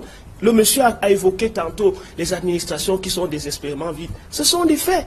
Parce qu'il y a une administration qui se croit redevable à un parti politique, parce que les gens pensent que si je suis nommé directeur, c'est parce que je suis obligé de militer dans un parti politique. D'ailleurs, lorsque vous êtes fonctionnaire et que vous militez dans un autre parti, non, du tout. Madame, je juge une administration. C'est pour ça que je vous dis, madame, nous jugeons une administration. Monsieur Biya, en 2011, a dit, voici, je fais des grands chantiers. Ces chantiers-là, nous pouvons les évaluer. Et vous savez qu'aujourd'hui, des préfets, des hauts responsables sont en prison parce qu'ils ont détourné. Mais ce n'est pas un fait qui est unique, il est répétitif. S'il y a répétition dans un phénomène, c'est qu'il y a un problème. Vous parlez des structures d'encadrement. Prenez les rapports de la CONAC. Qu'est-ce qu'on en fait? Rien du tout. La CONAC fait les mêmes observations à chaque fois. Prenez le rapport de la Chambre des comptes. Ce sont les mêmes observations. Prenez le rapport. Vous avez parlé du budget, madame. La Chambre des comptes fait des rapports chaque jour pour faire observer que ceci n'a pas été fait, mais on s'en fout. Parfois, les députés s'occupent du budget de l'année qui suit sans en tenir compte. Vous dites qu'on arrête sur la base des rapports, après vous dites qu'on ne fait rien. Madame, permettez-moi de chuter. Je suis en train de dire que les arrestations n'ont pas pu régler le problème. Pourquoi? Il faut questionner cela. La CONAC fait quand même un travail. C'est pas la CONAC qui arrête, madame. Non, mais les rapports de la CONAC servent à quelque chose. Puisque les gens qui sont indexés par la CONAC parfois demeurent aux affaires. C'est une structure qui sert à quelque chose. C'est une structure qui sert à quelque chose, mais pour quel fait? Si elle existe parce que ces rapports ne sont pas pris en compte, ça pose un problème de celui qui a la responsabilité de les prendre en compte. Mais en tout cas, madame, vous le savez, ça c'est l'Institut national de la statistique et qui a fait observer que, je crois en 3 ou 4 ans, depuis qu'on a atteint le point d'achèvement, un peu plus de 3 000 milliards ont disparu des caisses publiques. Ça veut dire qu'il y a un problème, madame. C'est un problème de gouvernance. C'est pour ça qu'il y a mais si les problèmes sont connus, toutes les instances de madame, puisque celui qui a la responsabilité, c'est pour ça que ces instances existent et que vous qui êtes sur le terrain, c'est pas ceux qui sont sur le terrain, c'est les responsables. Pourquoi vous avez peur de dire que c'est nous tous là. Non, c'est pas les Camerounais. Madame, c'est pas les Camerounais. Lorsque le contrôle est fait, il y a un responsable. Non, ce que je veux dire, lorsque le contrôle est fait, il indexe les acteurs qui sont sur le terrain. Et vous-même vous dites, qu'après les actions sont prises. Lesquelles? Mais de quoi parlons-nous? Lesquelles ne sont pas prises? C'est pas vous qui avez dit qu'il y a des actions au TCS. Alors, mais qu'est-ce que ça fait ces actions qui durent? Vous savez, madame, qu'un ministre a fait un va-et-vient à côté. Il est revenu pour occuper la même fonction. Donc ça veut dire qu'il y a des dysfonctionnements, mais il y a des choses qui sont faites et qui sont améliorées. Madame, Madame, ce que je veux dire, c'est que... Et quand je dis vous, je ne dis pas les partis. Madame, ce que je veux dire, c'est que si on arrête 5 ou 6 personnes parce qu'ils sont reconnus des biens publics, ça n'ajoute pas de l'eau au quartier. Ça n'enlève pas l'eau qui coule à la peau centrale. Ce que le Camerounais du quartier, ce que les jeunes que nous allons voir disent, ils veulent avoir de l'eau, ils veulent avoir... Ce qui est légitime. Ça ne les intéresse pas ce qui se passe au TCS. Et c'est pour ça que nous parlons aujourd'hui. C'est pour ça que tout le monde travaille. Et parce que nous parlons de mandat. Lorsque un top management de 7 ans n'arrive pas à résoudre un problème, il ne s'agit pas de lui donner un bail de plus, parce que ça se voit, il n'a pas pu faire bouger les lignes. Ça se voit qu'il y a un problème de sa prise de décision, de sa capacité à faire bouger un train qui dure. Et nous parlons là de 36 ans, nous ne parlons pas là. Vous avez parlé d'histoire. Prenons le bail des entreprises que M. Biya avait en 82. La plupart sont partis pour les mêmes problèmes, les problèmes de gouvernance et de gestion. Vous avez évoqué le libéralisme communautaire, vous avez manqué de parler de son slogan rigueur et moralisation. Si on évalue précisément ça, qui sont des éléments forts de Je suis content que vous reconnaissiez quand même vous verrez, vous reconnaissiez que ça reste madame, que ce sont des gros mots qu'on a prononcés, de très beaux discours, mais au Cameroun, le Camerounais continue de constater, madame, que ça n'a pas bougé. On peut parler de gouvernance dans les universités, un peu partout, madame. Ce sont les mêmes mots qui reviennent. Et nous pensons Dans les recteurs suivent, je pense qu'ils sont bien placés. Les recteurs suivent, c'est pas moi. C'est pas moi qui ai publié des listes. Madame, c'est pas moi qui ai publié des listes dans une grande école. Ce que je veux dire, c'est que lorsque vous mettez une machine en place, et vous avez bien dit, le dispositif de gouvernance, c'est quoi? C'est le mécanisme qu'on met en place pour la bonne gestion des affaires. Il y a des mécanismes pour agir, des mécanismes pour contrôler, et vous reconnaissez que ces mécanismes sont... Le résultat des deux, c'est quoi? Mais c'est vous le problème. Madame, c'est pas nous. Monsieur Biya, le pouvoir... Mais vous-même, vous avez dit qu'il a sanctionné, non? Oui, il est sans effet. Juste une réaction. Vous voulez... Non, madame le professeur, vous n'allez pas vous dépiner comme ça. C'est une tâche herculienne pour vous de parler de cette affaire. Pourquoi? Voyez-vous, voilà la gouvernance. Voilà la... Nous vivons tous dans le même Cameroun. Permettez. Donc vous ne donnez pas l'impression qu'on parle des choses qu'on ne connaît pas. Madame le professeur, Monsieur Biya a réussi le tour de force d'inscrire 2 de ses enfants dans un concours où on parle d'équilibre régional. Est-ce que là, on gouverne bien les concours, là? Si un parent... Et je ne pas... Mais moi, j'ai des enfants, le jour où mes enfants passent le concours, parce qu'ils ont bien travaillé, on va les sanctionner parce qu'ils portent mon nom. Madame, laissez-moi aller au bout de mon raisonnement. Soyez un peu logique. Monsieur Foguet a la parole. Dites-nous qu'ils ont échoué. Mais madame, laissez-moi aller au bout de mon raisonnement. C'est trop facile. Dans un concours... N'irritez pas les Camerounais inutilement, c'est trop facile. Vous allez vous irriter toute seule. Parce qu'eux, ils ont des enfants qui ont passé ce concours-là 10 fois, et ils n'ont jamais été reçus. Alors, il y a même un candidat que j'ai rencontré, madame le professeur. Franchement, quand vous parlez, regardez, il y a des millions de Camerounais qui vous suivent. J'ai l'impression que vous vous amusez avec leur vie. Ils sont dans la détresse. J'ai rencontré Maître Emmanuel Sim, a défendu un Camerounais dans ce pays qui a présenté le concours de l'ENAM et on l'a déclaré, il a échoué, dit-on, et en se promenant dans les poubelles, il a trouvé ses copies qui n'étaient pas corrigées. Il n'y avait pas que ces copies. C'est une réalité, madame le professeur. J'ai l'impression que vous parlez... Non, ce ne sont pas des anecdotes, ce sont les faits, madame le professeur. Si vous viviez au Cameroun avec la réalité des Camerounais, vous le sauriez. Je vous ai donné le nom de l'avocat. Le malheureux s'est retrouvé en prison. Je crois qu'il a fait 1 mois de prison. On l'a finalement... Parce qu'on disait qu'il détenait sans droit des documents officiels. Madame, vous parlez de... Mais un candidat qui découvre qu'on n'a pas corrigé ses copies, on le met en prison. Au même moment, monsieur Biya a inscrit 2 enfants à l'ENAM dans un concours, il y a l'équilibre régional. Michel Monbiot, professeur Viviane Bivolé, Michel Monbiot a la parole. Je me sens otage des fonctionnaires. Et vous voyez, quand on parle de budget, vous voyez comment ils sont prolixes. C'est eux qui tuent ce pays. Les fonctionnaires, il faut avoir le courage de le dire. Chaque fois qu'on parle de budget, regardez comment... Vous avez l'État sans fonctionnaires. Je n'ai rien contre les fonctionnaires, mais je vais vous expliquer comment le système... Je vous explique, Madame Biolé, je vous expliquer comment le système a été perverti. Je n'invente rien. Soyez au moins honnête de le reconnaître. Bien. les faits sont là. Revenons sur une chose. Je vais parler de quelque chose que les gens de moins de 30 ans ne connaissent pas nécessairement. Mais avant, je vais dire à M. Fogué, je ne suis pas aussi mal élevé que vous croyez. Sinon, je dirais, si j'étais mal élevé, je dirais que vous êtes un mauvais professeur. Mais comme je ne suis pas mal élevé, je ne dirais pas que vous êtes un mauvais professeur. Vous avez accusé le MCNC d'avoir loué le parti au pasteur, que vous ne pouvez pas alléguer. Vous alléguez, vous ne pouvez pas juger. Je vais, Monsieur Zogo, vous comprenez, vous voyez ces gens qui veulent diriger ce pays. Ils parlent là de l'honorable Monti, qui a été élu député de ce pays. Un monsieur qui enseigne depuis 1962. Qui a créé un collège très connu qui a été dynamité. Oui, tout à fait. Vous comprenez? Alors, est-ce que le parti n'a pas été loué au collège? Quelqu'un qui a son collège, le collège tombe en faillite. Non, pas celui-là. L'histoire du collège de Monté, Madame Biolay. elle est très connue. Elle a été l'histoire de... Non, attendez, professeur Biolay. Madame Biolay, je vais vous dire une chose. Nous sommes en politique. Pour le peu qu'on puisse dire, attendez. Est-ce que je peux continuer? Ne détournez pas l'émission. Est-ce que je peux quand même... peut créer des anecdotes. Non, le collège Monté est un établissement... qui a été dynamité. Oui, en 86 ou 88. Je pense, après un incident qui est survenu. Et on a dû le faire. Ce sont des faits. Ce ne sont pas. Et c'était l'un des établissements les plus. Oui, par le gouvernement, après qu'il y a eu un incident qui a causé la mort de quelques. Vous ne connaissez pas quelque chose, on va expliquer. Vous en donc ce sont des faits qui sont déroulés. On a la dynamité, vous comprenez pas le français, Madame Biolay? On a allumé, on a mis la dynamite et on a dynamité. Alors, bon, donc, je voulais dire ceci. Oui.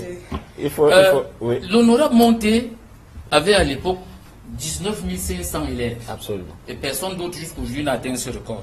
Plus tard, le système lui a proposé 500 millions pour le dédommager. Lui réclame près de 5 milliards. Oui. Alors, vous pensez qu'aujourd'hui, après avoir refusé 500 millions, le pasteur dit qu'il faut prendre l'argent, prendre plus de 500 millions pour venir l'acheter. Il faut avoir du respect pour les patriotes. Est-ce qu'on parle de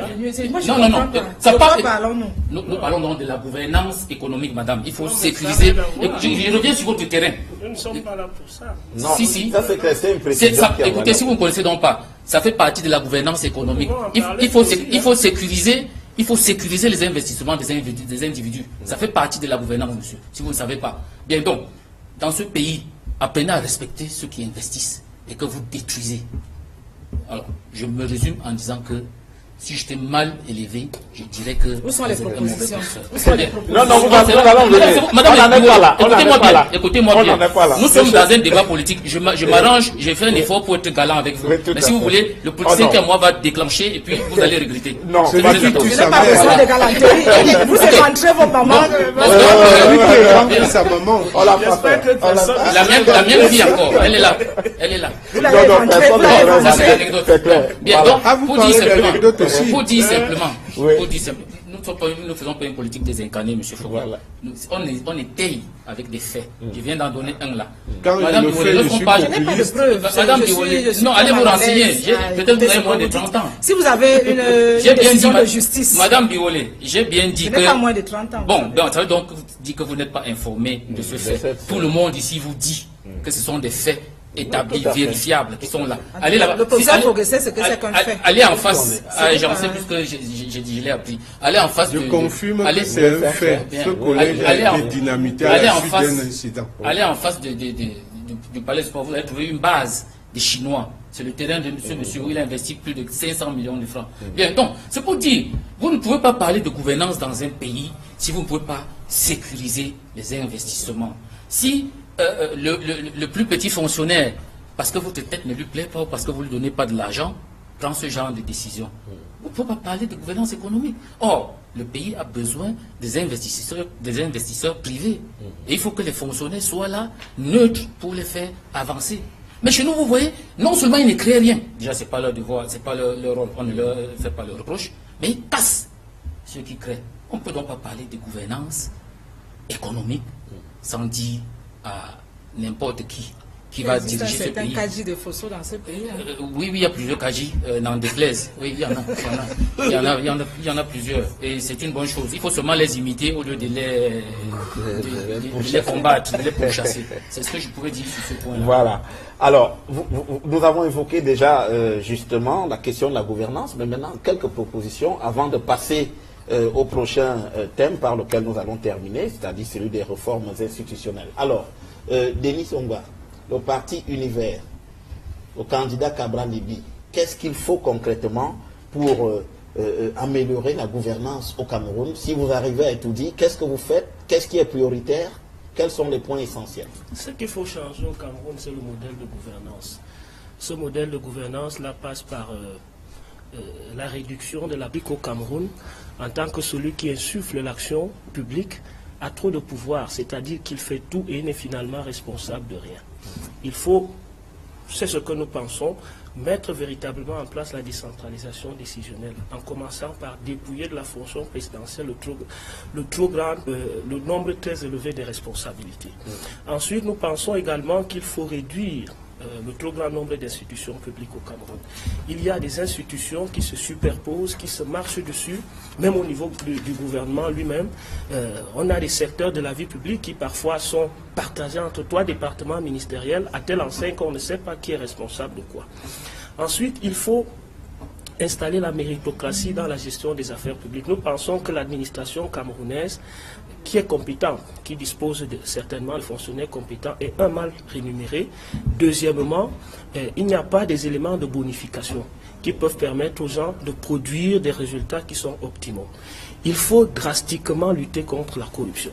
La corruption est un mal qui gangrène durement l'administration publique et la gestion des affaires publiques, de telle manière que si on ne lutte pas efficacement contre elle, on n'arrivera pas effectivement au résultat qu'on souhaite atteindre.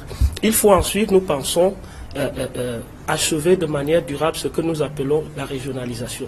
Nous pensons qu'il faut décentraliser l'administration publique, donner plus d'autonomie aux régions que nous allons redéfinir évidemment. Nous pensons que 10 régions, ça va peut-être nous créer beaucoup trop d'institutions. Nous allons réfléchir lorsque nous prendrons le pouvoir à combien de régions nous allons faire.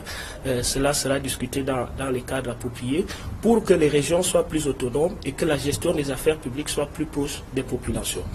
Nous allons également dissoudre certaines structures de la présidence de la République qui sont budgétivores et qui, à notre sens, ne produisent pas grand-chose. Vous avez parlé du prochain thème tout à l'heure, les réformes institutionnelles, on en reparlera là. Nous allons aussi, et c'est peut-être l'avantage que nous avons d'avoir un candidat qui est jeune, qui est dynamique et qui va être présent. Nous pensons que celui qui nous gouverne, le top management actuel, est suffisamment absent. Cet absentéisme produit des effets boomerang, c'est-à-dire qu'on ne sait pas exactement qui prend la décision, qui est responsable de quoi. Il faut que celui qui prendra le Cameroun le 7 octobre prochain soit plus présent, soit plus actif, ait des instances de coordination qui sont plus permanentes, notamment le Conseil des ministres. Vous savez que chez nous, c'est une instance qui est quasiment au calendrier grec, on ne sait pas quand elle se tient. Il y a également des réformes à faire au plan de la justice. Il faut une justice qui n'est plus sous la botte du chef de l'État. Il faut, effectivement, on reparlera des réformes institutionnelles, il faut effectivement mettre au centre de notre gouvernance le peuple et non les gros responsables. Donc nous pensons que ce qu'il faut au Cameroun, c'est un changement de management. C'est rassurer les Camerounais, leur donner envie, encourager le travail, donner aux Camerounais, donner un sens au travail, donner aux Camerounais la participation à l'effort public, mieux redistribuer les retombées publiques, lutter efficacement contre la corruption, faire participer au mieux les gens dans la gestion des affaires publiques à travers une autonomisation des régions qui est plus poussée.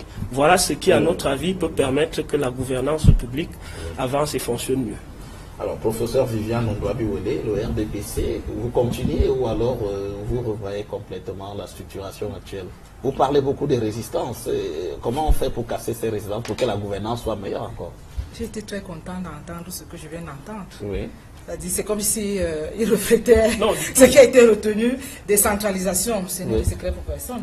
2004, il y avait décentralisation, 2010, le transfert des compétences et la progression qui est prévue. 2016, la crise anglophone. Et vous savez que, oui, tout à fait, c'est des accidents de parcours auxquels il faut faire face. Normal d'un pays, auxquels il faut faire face. Bon. Lorsque moi je dors chez moi et que je tombe malade, je ne veux pas dire que je suis tombé malade. Il y a un environnement il y a des morts. Ce que je vais vous dire, et personne n'est resté les bras croisés. Il y a des morts. Mais l'État a réagi. Vous avez dit c'est quelque chose de normal. Il y a des morts. Non, je n'ai pas dit ça. Monsieur Fouquet, vous avez l'art de déformer. Oui, alors là, on améliore la gouvernance. Comment? Ce que je veux donc dire. Après le 7 octobre, côté ce des que je veux dire, c'est que quand je vous ai dit tout à l'heure que j'étais très inquiète du comportement des agents publics, parce que tout ce qu'il dit est dans le DSCE. De manière. Pas appliqué. Non, écoutez, les modalités maintenant, vous avez dit, vous, si on veut faire ceci, on veut faire ceci. Décentralisation, je suis en train de reprendre. Vous savez que c'est un objectif qui est d'ailleurs retenu dans la Constitution. De ce point de vue, il n'y a aucune innovation. Retombons au moins d'accord là-dessus. Dites-nous qu'il faut accélérer la décentralisation. On sera d'accord là-dessus. Et de ce point de vue, je pense que ça a été dit. Il n'y a pas d'innovation de ce point de vue. Le secteur, la restructuration dont il parle.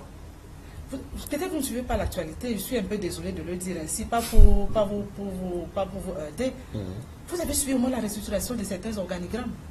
Vous êtes au moins au courant. Pour quel résultat, madame? Non, je pense qu'on entend de parler de beaucoup. Voilà. Pour quel résultat? Ce que moi je veux vous dire, c'est que ce que vous dites dans vos programmes, c'est donc de bonnes propositions qui ont déjà été faites. Et maintenant, si nous parlons des modalités, parce qu'en fait, ce qui fait la différence, nous tous sommes pour le bien-être et pour l'amélioration des conditions de vie des populations. Vraiment, de ce point de vue. C'est pas certain. Quand on voit fonctionner, le candidat du RDPC. On peut se satisfaire de cela. Maintenant, les modalités pour y arriver, ou alors les stratégies pour arriver, ce sont elles qui peuvent différer légèrement d'un parti à un autre. C'est tout. Ne donnez pas l'impression qu'il y a un parti qui est diabolisé. Dans tous les cas, moi, je ne le dirais pas. Par honnêteté intellectuelle et par respect pour vous. Maintenant, on peut discuter des modalités. S'ils nous disent, on prend la décentralisation, vraiment, nous, on va prendre un chemin différent. On discute du chemin. Nous prendrons le chemin différent. Et en ce qui concerne le RDPC, le chemin a été annoncé. Ça va depuis 96. Combien d'années après, madame? Deuxième chose, si nous prenons la corruption, de ce point de vue également, rien n'a été fait, sinon très peu de choses. Non, vous ne pouvez pas le dire. Vous avez parlé de la CONAC, non? Alors, vous ne l'avez pas dit. Oui, on a compris. Ce que moi je voudrais dire, pour conclure, ce que moi je voudrais dire, au-delà de ce qui a été retenu, parce que si vous lisez le programme du président de la République, c'est une continuation. Donc de ce point de vue, on va accélérer. C'est ce qui est prévu et ce sera fait. Et je vous ai dit, pour l'instant, heureusement, maintenant les gens reconnaissent que ce n'est plus l'affaire des autres. Maintenant, nous sommes tous concernés. Regardez, non, moi je vous le dis, moi je suis le discours. Être responsable, madame le professeur, c'est avoir l'autorité et l'obligation de rendre compte. Vous concevez au RDPC qu'être responsable, c'est avoir l'autorité et ne pas rendre compte. Non. Ça, c'est un élément central dans la gouvernance. N'allez pas dans l'exagération. Quelle exagération? Je n'ai pas envie de redevenir l'ivresse en vous disant que... Qu'est-ce qui passe à l'Assemblée? Qu'est-ce qui passe à l'Assemblée? Ce n'est pas la reddition des comptes. De quel compte? Vous parlez donc de quoi? L'Assemblée, on va parler de la réforme institutionnelle. Rien ne peut changer. Il faut les neutraliser, en réalité. Oui, alors, on aura compris.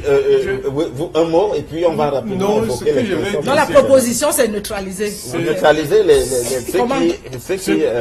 Comment? Bon, que je vous explique. C'est que je vous explique. Non, je suis curieuse.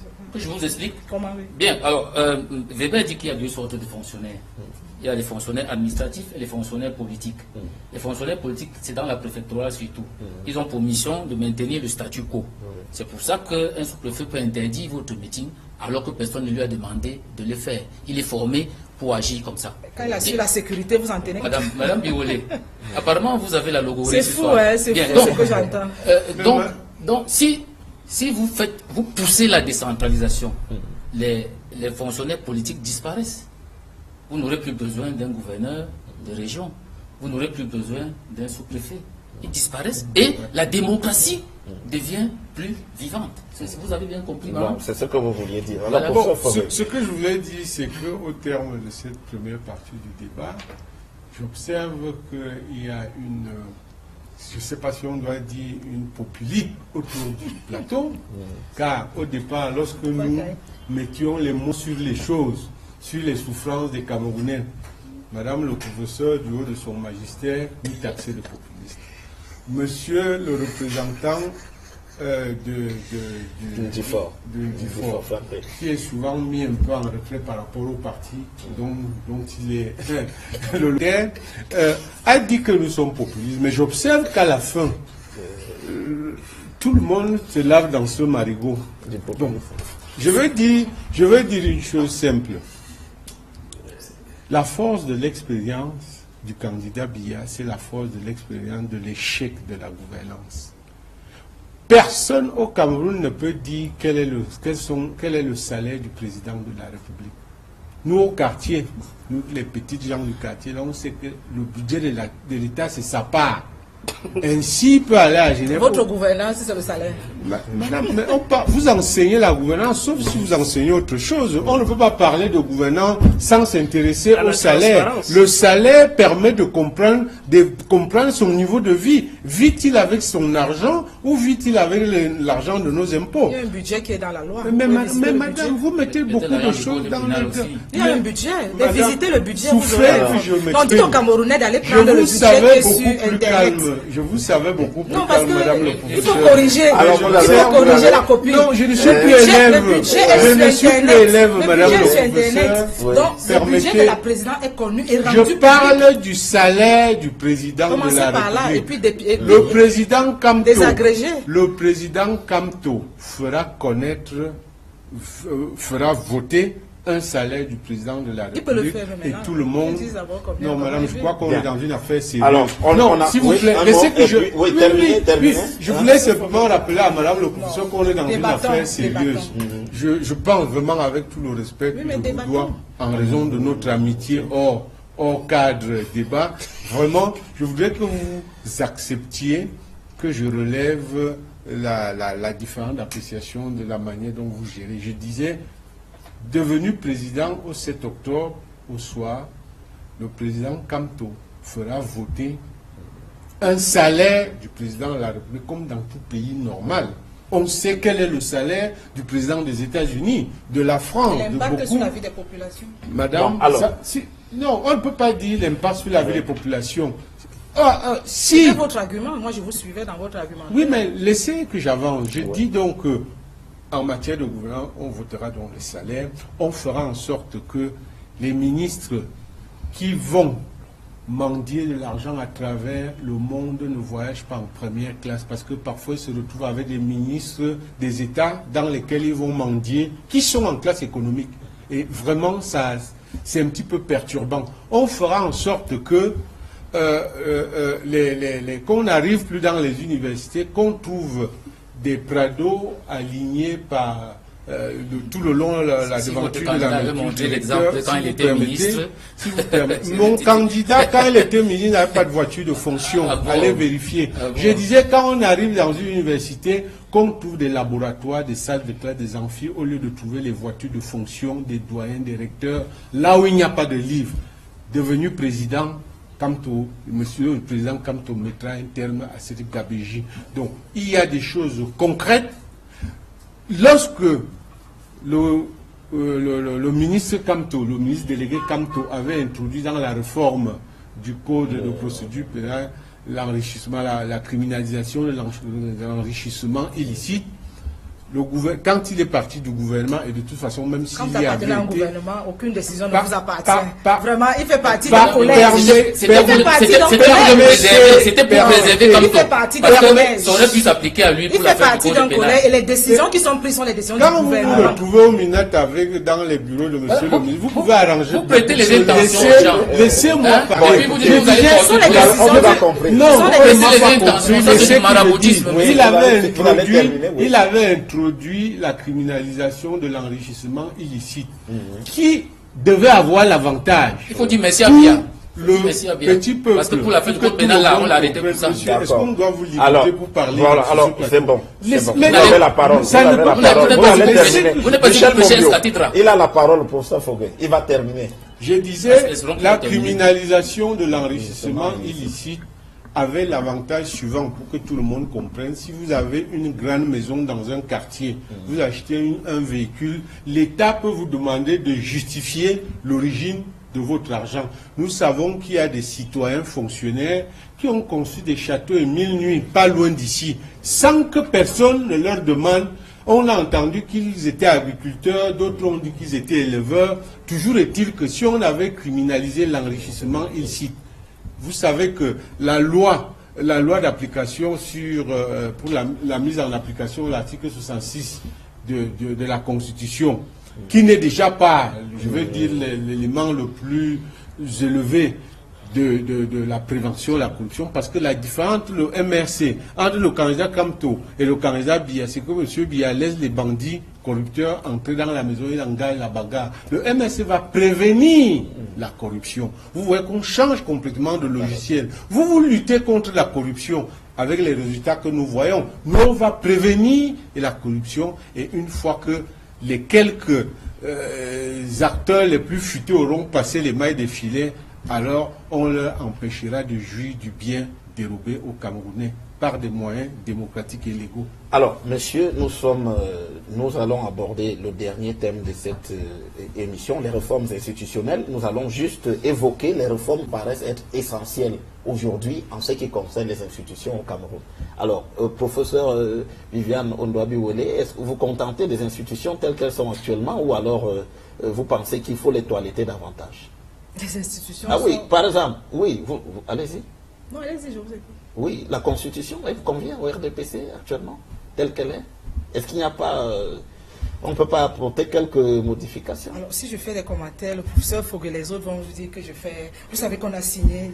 Bon, c'est peut-être pas valable pour les Camerounais qui nous suivent, mais les directives SEMAC, qui nous permettent de passer, par exemple, d'une chambre à une cour des comptes. Et vous savez que dans la Depuis 2011, Madame le professeur, merci de le rappeler, c'est depuis 2011. Et vous savez que nous avons signé, et quand je dis nous, ça dit le gouvernement camerounais à travers le président de la République, justement. Ça fait 7 ans que vous auriez dû mettre en application cette année. Donc c'est une réforme qui certainement va être engagée. La décentralisation, vous savez également que c'est une réforme importante qui sera également accélérée. Et de ce point de vue, les choses ont été faites. Et comme dans la vraie vie, la vie se passe à pas sérieux, et bien entendu, l'avenir est devant. Il n'est pas derrière. C'est pour ça qu'on utilise le mot sera. Il n'est pas derrière. Si vous voulez l'utiliser à l'imparfait ou au conditionnel, ça vous engage. Mais nous, c'est un futur dérisé, un futur désiré qui doit être réalisé. Et de ce point de vue, le chemin qui est tracé est un chemin qui est clair. Le document de stratégie pour la croissance et l'emploi reste la boussole qui a été retenue. Et de ce point de vue, toutes les réformes institutionnelles prévues dans seront accélérées. C'est le président de la République qui l'a retenu. Mais madame le professeur, nous sommes aujourd'hui le 25. Si vous sortez, vous faites un tour devant les banques, vous allez voir une image réelle de la misère des Camerounais avec tous ces beaux projets que vous avez. Mais vous travaillez beaucoup, mais ils souffrent plus. Peut-être qu'il faut que vous arrêtiez de travailler pour qu'ils souffrent.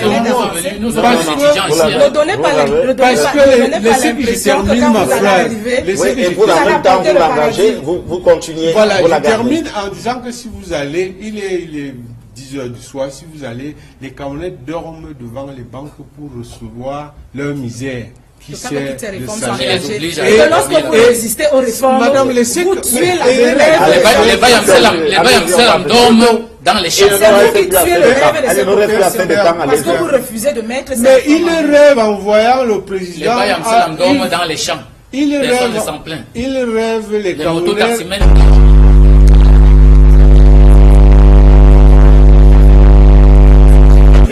Personne ne s'en plaint. Posez toutes les actions que vous posez, personne ne s'en plaint. Vous faites des enfants, vous prenez des polygames, vous prenez personne ne s'en plaint. Madame, vous m'inquiétez. Madame le professeur, il existe ce qu'on la politique familiale, c'est mise en état. Je me rends donc compte que vous finissez dans la logique du RDPC par oublier que gouverner, c'est orienté, et que le nombre d'enfants dans un pays relève aussi d'une politique de natalité, d'une politique familiale. Vous rendez... Mais vous m'inquiétez. En tant que fonctionnaire, qu'est-ce que vous faites tous les jours? Vous m'inquiétez.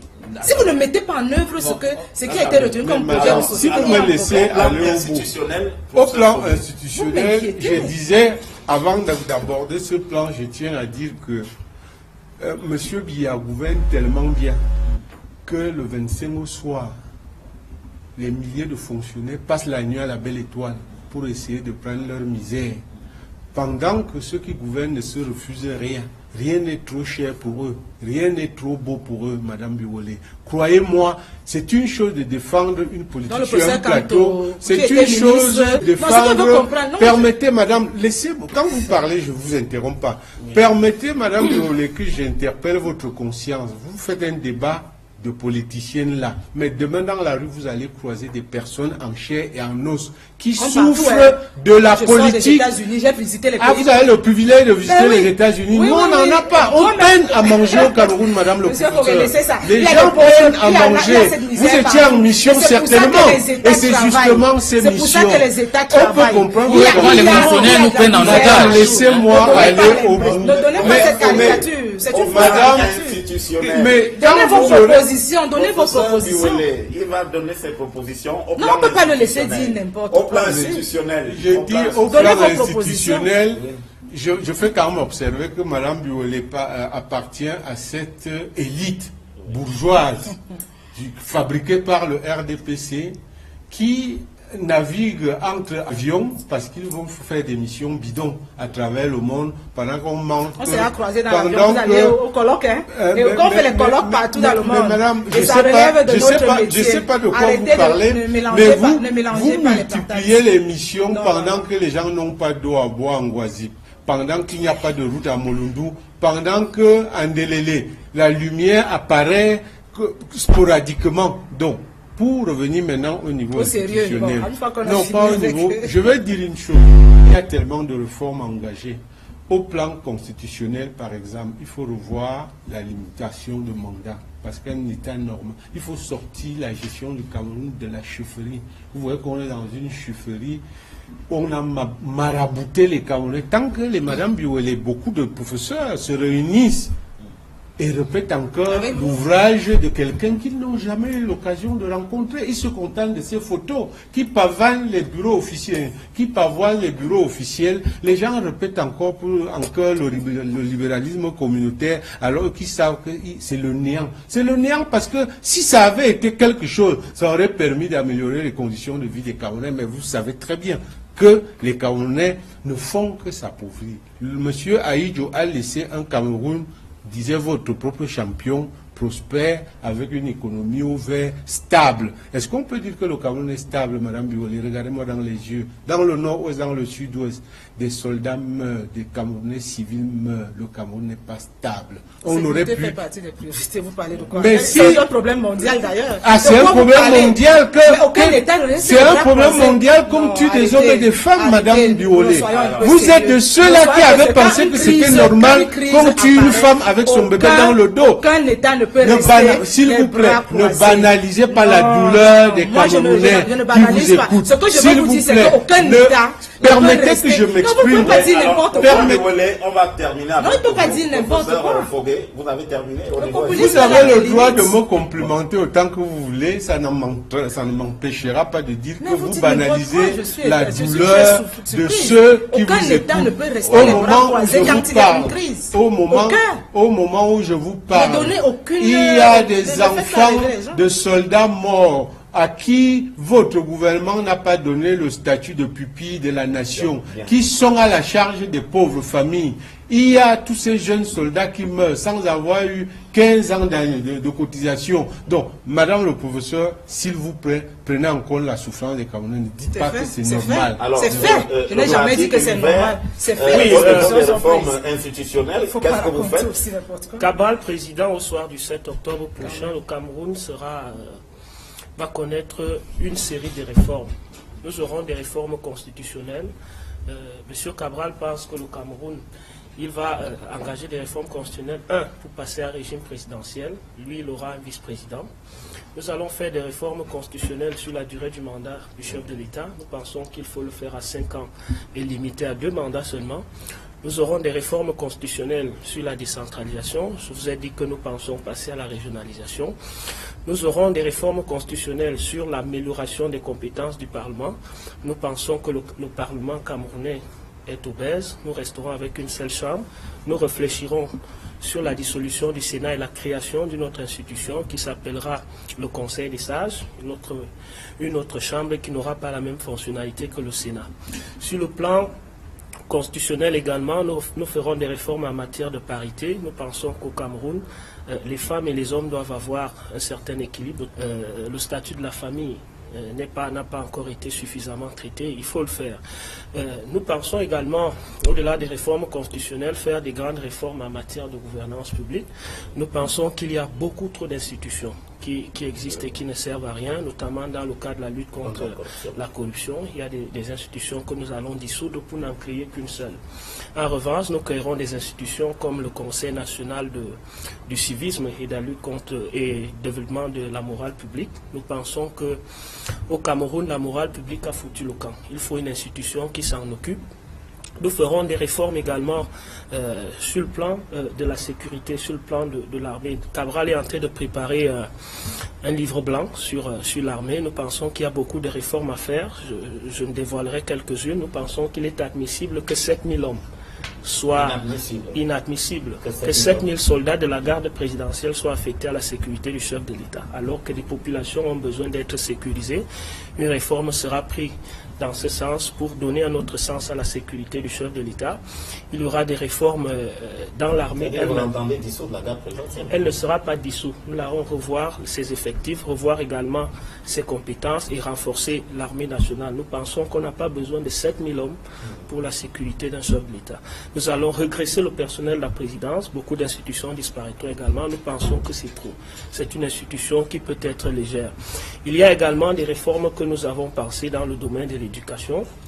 Ces réformes concernent notamment en direction de la jeune femme. Nous pensons que les femmes dans le secteur rural ne sont pas suffisamment épaulées.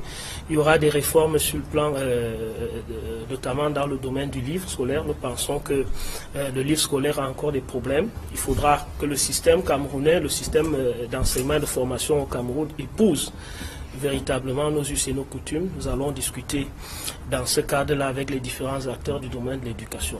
Nous avons également des réformes dans le domaine du social. Nous pensons que le Cameroun est encore dans le cadre de la prévoyance sociale. Il faut que nous allions vers la sécurité sociale. Nous allons créer une agence qui va protéger les Camerounais. Dans le domaine de la santé, nous pensons qu'il est anormal que les femmes accouchent au Cameroun et payent. C'est inadmissible. Nous pensons que les femmes dans ce pays-ci, aussitôt qu'elles tombent enceintes jusqu'à ce qu'elles accouchent, l'État doit pouvoir... Cela doit être pris en charge. Cela sera fait. Nous avons des réformes dans ce domaine. Nous avons également des réformes en ce qui concerne la sécurisation de l'acte de naissance. Nous pensons que ce qui est fait jusque-là n'est pas suffisamment fait. Donc, nous avons une batterie de réformes. Je n'ai cité que quelques-unes, mais nous avons un vaste programme que nous allons mettre à la disposition des Camerounais. Nous avons un livre blanc sur l'armée, comme je vous ai dit, qui sera rendu public largement. Mais en tout cas, ce programme-là est disponible dans nos différents sites. Les Camerounais peuvent le consulter. Et nous sommes là, ouverts, parce que pour nous, un programme de société est dynamique, il est discutable. Nous sommes tout à fait ouverts pour qu'une fois Cabral élu au soir du 7, il engage cette discussion sur la base du projet de société qu'il a défini et qu'il souhaite pour les Camerounais. L'objectif étant de rassembler les Camerounais, de redonner aux Camerounais l'envie d'être Camerounais. Parce que nous pensons qu'aujourd'hui, ça se voit, les jeunes ne s'inscrivent pas, les jeunes fuient le Cameroun, les jeunes n'ont plus l'amour de la patrie. Et pour le faire, nous pensons que c'est le management qu'il faut changer. Donc au soir du 7, dès le 8 octobre, ce sera un vaste mouvement de réformes qui vont changer le visage du Cameroun et amener véritablement le Cameroun vers le développement. Alors, Michel Mounio, il faudra que je prenne la parole, parce que je n'ai pas pu présenter nos réformes harcelées amicalement par Madame le professeur et le représentant du pasteur. Il nous reste pas assez de temps. Michel Mounio, et puis nous allons sortir avec... Vous savez, le MCNC ne vend pas du vent. Le MCNC a été créé par un enseignant et il pense que la première institution à changer, c'est la mentalité du Camerounais. Parce que le Camerounais, comme le disait Joseph Omba, l'ancien ministre Omba, qui disait que les Camerounais se comportent comme des mercenaires dans leur propre pays. Il faut donc, je suis parfaitement d'accord avec mon jeune frère là, qu'il faut redonner aux Camerounais l'envie d'être Camerounais. Parce que par trop de frustration, il se sent étranger chez lui. à cause de l'élite comprador qui nous avilit à la limite. Bien, mais ceci dit, quel est le modèle de société que le MCNC veut implémenter? Il veut s'inspirer de nos traditions. Il est établi que si vous prenez tout ce que les tribus camerounaises ont de bien, vous développez le Cameroun en moins de 30 ans. C'est établi. Je vous donne l'exemple de MC Carré. Vous avez vu comment quelqu'un a théorisé le système économique de Grassfield et il a créé une banque qui est la première aujourd'hui. Ça peut se multiplier dans beaucoup de domaines. Alors, pour ce qui est des institutions proprement dites, et c'est en corrélation avec ceci, vous avez entendu un demi-suisse vous dire qu'il va fermer l'ENAM. C'est justement parce qu'ils n'ont pas de proposition. Si l'ENAM a des problèmes, c'est parce que le programme, qu'est-ce qu'on leur enseigne? C'est à nous de proposer ce qu'on va enseigner à nos enfants qui sortent de l'ENAM. D'où ce genre de livre. Parce que si chacun peut écrire, c'est pas contingence que j'ai écrit sur ma tribu, parce que je vis à Bafoussam depuis 15 ans.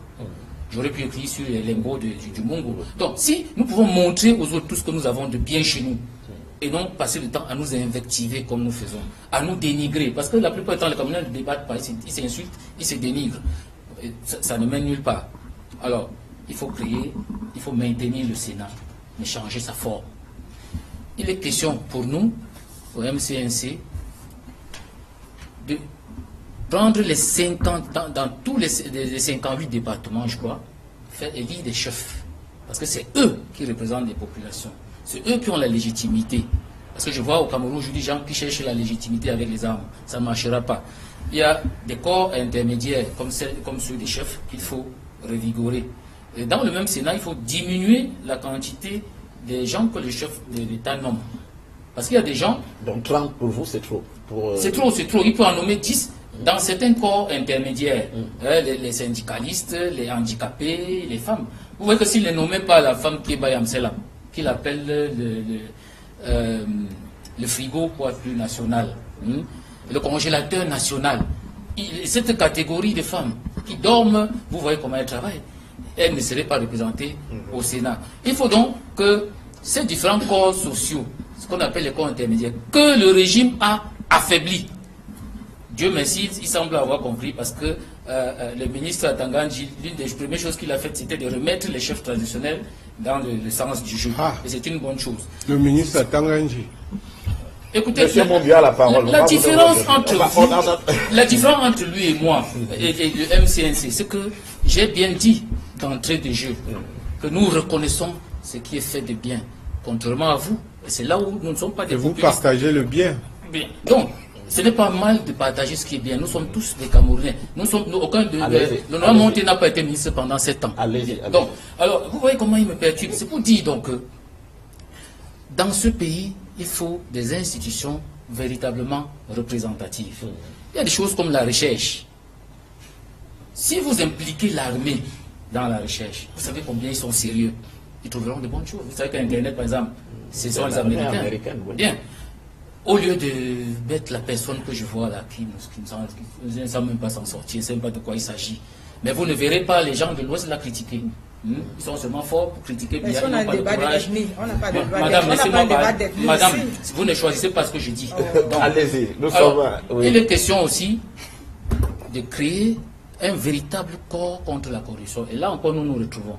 Nous l'appelons National Bureau of Investigation. On va chercher les meilleurs partout, dans tous les domaines, pour les y mettre. Alors, chaque fonctionnaire ou bien chaque agent privé même qui va détourner de l'argent sera traqué. C'est comme ça qu'on peut lutter contre la corruption. Parce qu'aujourd'hui, vous voyez, le président de la République utilise ce que Pareto appelle la circulation des élites. Alors on dit qu'il y a tel problème. Il multiplie les institutions dans lesquelles il dispatche ses amis. En réalité, il ne crée pas ces institutions pour combattre le mal, mais pour... alors, pour parler maintenant des anglophones, le MCNC est simple. Il leur dit, il faut négocier avec ces gens. Parce que les gens qui parlent de dialogue, ils espèrent venir s'asseoir avec le nom Guy, après on les nomme.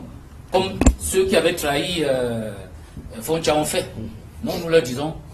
Il faut négocier. Il faut négocier. Et le premier gage de négociation que nous leur donnons, nous allons appliquer la common law dans tout le Cameroun. On chasse les affaires des Français là. Comme ça, on ne pourra plus attraper un Camerounais n'importe comment et le jeter en prison. Je le dis, moi, je l'ai vécu dans ma chair. En insistant sur le habeas corpus, la garantie du habeas corpus. Voilà. Parce que il faut préciser une chose. Oui. Il faut préciser une chose. La plupart de nos sociétés traditionnelles fonctionnent sur la base de l'indirect rule. Oui. Exactement comme la Cour d'Angleterre. Donc sur le plan politique, les Blancs ne nous ont pas apporté grand-chose. Alors il faut expliquer ça aux Camerounais. Que n'allons plus chercher ailleurs ce que nous avons chez nous. Nous ne pouvons nous développer qu'avec un modèle de développement endogène. Absolument. Alors nous terminons avec vous, professeur Fogué. Oui, enfin j'espère qu'on me laissera énoncer quelques... Donc, sur le plan de la réforme institutionnelle, nous voulons donner de vrais pouvoirs au Parlement. Donner au pouvoir la capacité de remplir sa fonction. Madame le professeur tout à l'heure était très s'indignée parce qu'on parlait, on évoquait le Parlement. Il faut rappeler, elle qui est historienne de circonstances, que les propositions, quand on fait un peu l'historique des lois adoptées au Cameroun, il n'y a quasiment pas de loi émanant du Parlement. C'est-à-dire que tout est initié par le gouvernement et jamais, très rarement, on a retoqué, ne serait-ce qu'une fois. Je crois que la seule fois où on a vu les députés s'agiter, c'était quand ça concernait leur traitement salarial. Madame le professeur, nous ne voulons plus d'un Parlement qui soit une chambre d'enregistrement.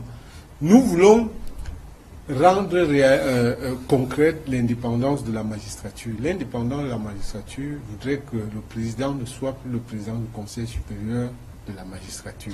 Non, c'est pas normal. Que dans nos tribunaux, à la Cour suprême, là on va aller au contentieux électoral ou au Conseil constitutionnel, il y a l'effigie de mon adversaire qui menace... Non, je dis là... Après les élections. C'est-à-dire qu'il y aura forcément un contentieux. Il y aura, je veux dire, et la gentillesse de me laisser aller au bout. Je dis, c'est anormal que des gens qui concourent pour une fonction saisissent le tribunal, enfin ceux qui vont dire le droit, et que ceux-là disent le droit sous le regard menaçant du concurrent. La photo de M. Biya dans tous les tribunaux. C'est anormal. On doit rendre la justice au nom du peuple camerounais et non au nom de M. Biya. Sur il faut changer le logiciel programmatique de la sécurité et de la défense. Je n'ai pas besoin de dire ici que le MSC est outillé pour.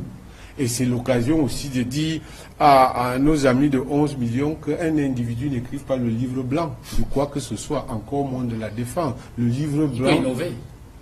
Le livre blanc est quelque chose... Il va le rendre public, ça ne veut pas dire... Non, le rendre public, écrire le livre blanc de la défense, vous pouvez accepter quand en la matière, le MSC a quelques petits arguments à faire valoir. Nous avons consulté des experts, M. Fogué. Je pense que je n'ai pas été consulté et ce n'est pas me vanter. Si vous n'êtes pas le seul à la matière. Non, je dis, il y en a qui aiment cette discipline. Le problème, c'est que vous êtes très cher. Il y en a qui aiment les questions de défense, mais ils ne sont pas formés pour.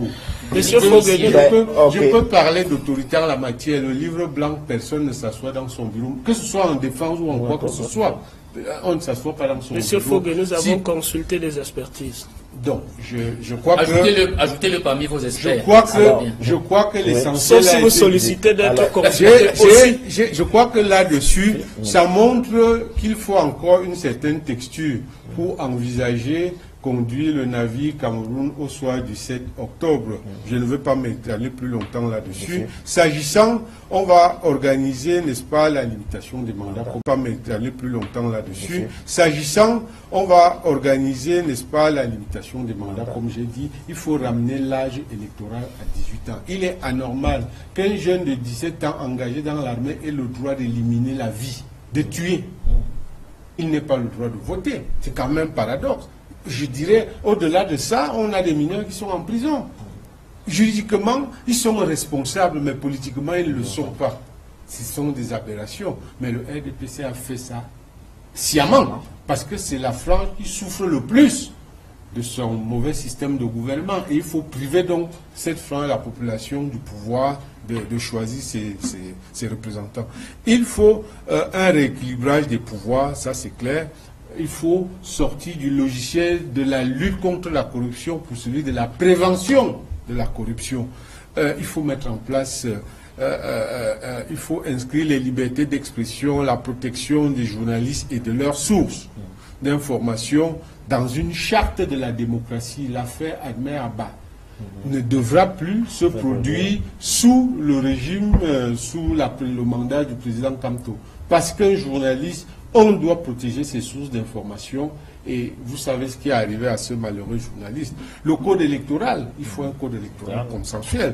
Il faut le bulletin unique. Parce que le principe, madame, on parlait de gouvernance, madame le professeur, l'un des principes pour proposer une loi, c'est que la loi n'amène pas l'État à dépenser plus que dans la situation antérieure. Nous disons, mais si on était dans un système de gouvernance normal, la proposition du bulletin unique permet de faire des économies. Normalement, un régime qui est soucieux de la gouvernance s'engouffrerait dans on mettra les élections à 2 tours, la réforme de l'ECAM. Et l'ECAM est composé, c'est, n'est-ce pas, une section du RDPC, quasiment. Le vote sera obligatoire parce que pour construire une conscience politique aussi laminée, comme c'est le cas aujourd'hui, il faudra rendre le vote obligatoire. Tout à l'heure, M. Momio parlait de système de chef traditionnel. Je pense qu'il s'est trompé en écrivant son livre sur les Bamileke. Le chef n'a pas la même place dans toutes les sociétés, dans toutes les communautés camerounaises. Comment pouvez-vous commenter un livre que vous n'avez pas lu, M. Foguet? Comment pouvez-vous parler d'un livre que vous n'avez pas lu? Autant un chef occupe une place prépondérante en société Bamileke associée. Ne m'amenez pas dire que vous êtes un mauvais professeur. Autant en pays petit, le chef, on voit avec lui. Donc, je vais continuer. Vous terminez par là. J'ai terminé. Le chef est une institution. Je sors définitivement de ce débat en disant que, après toute cette discussion avec mon ami et cher collègue, Mme Viviane Volé, qui est une brillante... Ah, vous discutez avec elle? Non, je n'ai pas terminé. Avec elle, avec M. Momio, qui représentait le parti, plus le parti comparé au candidat, alors que le candidat... c'est celui qui se présente à l'élection et le parti n'est pas candidat. C'est ça ce qui arrive quand on loue le parti. Occupez-vous du MSC. Je dirais que c'est un débat qui nous a permis de constater d'autres désaccords avec le RDP sur ce que c'est que la gouvernance et sur ce que les populations doivent attendre comme résultat de la gouvernance. Parce que le tout n'est pas de faire des textes, de nommer les gens. Il faudrait qu'à un moment, tout cela concourt à amener un mieux-être qui n'existe pas, Madame Biou. Alors, merci. Monsieur Zogo, on a terminé. En fait, on m'a appris que tant que vous n'avez pas lu un livre, ne le commentez pas. Non, oui, ça c'est clair. Juste une petite Oui,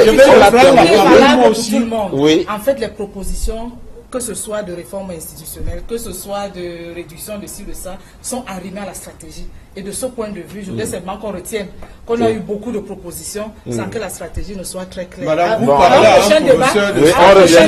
On reviendra pour relier les deux. On va mettre d'un côté les objectifs, de l'autre la stratégie. Et c'est simplement pour dire que le débat n'est pas... Madame le professeur, la stratégie, c'est 3 choses. Le 17 octobre 2017, le président de la République sera le président de tous les Camerounais. Tout à fait. Et à ce moment, nous serons tous conviés à appliquer, chacun en ce qui le concerne, le projet de société. Les professeurs sont tous les mauvais dans le pied.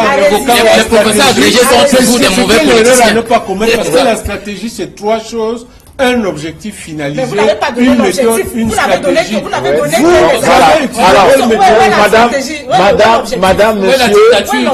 Madame, monsieur, merci. Nous n'apportons pas le minage.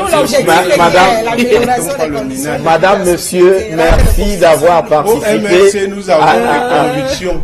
Madame, merci. Je vous remercie, vous tous, sur ce plateau. Alors, je vais conclure cette émission. Madame, monsieur, merci d'avoir représenté vos différents candidats à l'élection présidentielle du 7 octobre prochain sur le plateau d'Equinox Télévision. Chers téléspectateurs, merci aussi de nous avoir suivis. Nous sommes allés au-delà, bien au-delà même du délai qui était imparti pour cette émission. Mais c'est bien cela, la campagne électorale, et on voit bien l'intérêt qu'il y a à débattre de ces questions-là. Je vous donne rendez-vous toujours sur le plateau d'Equinox Télévision dans les jours qui viennent pour la suite de ces débats relatifs à la campagne électorale. Merci, bonne soirée, à bientôt.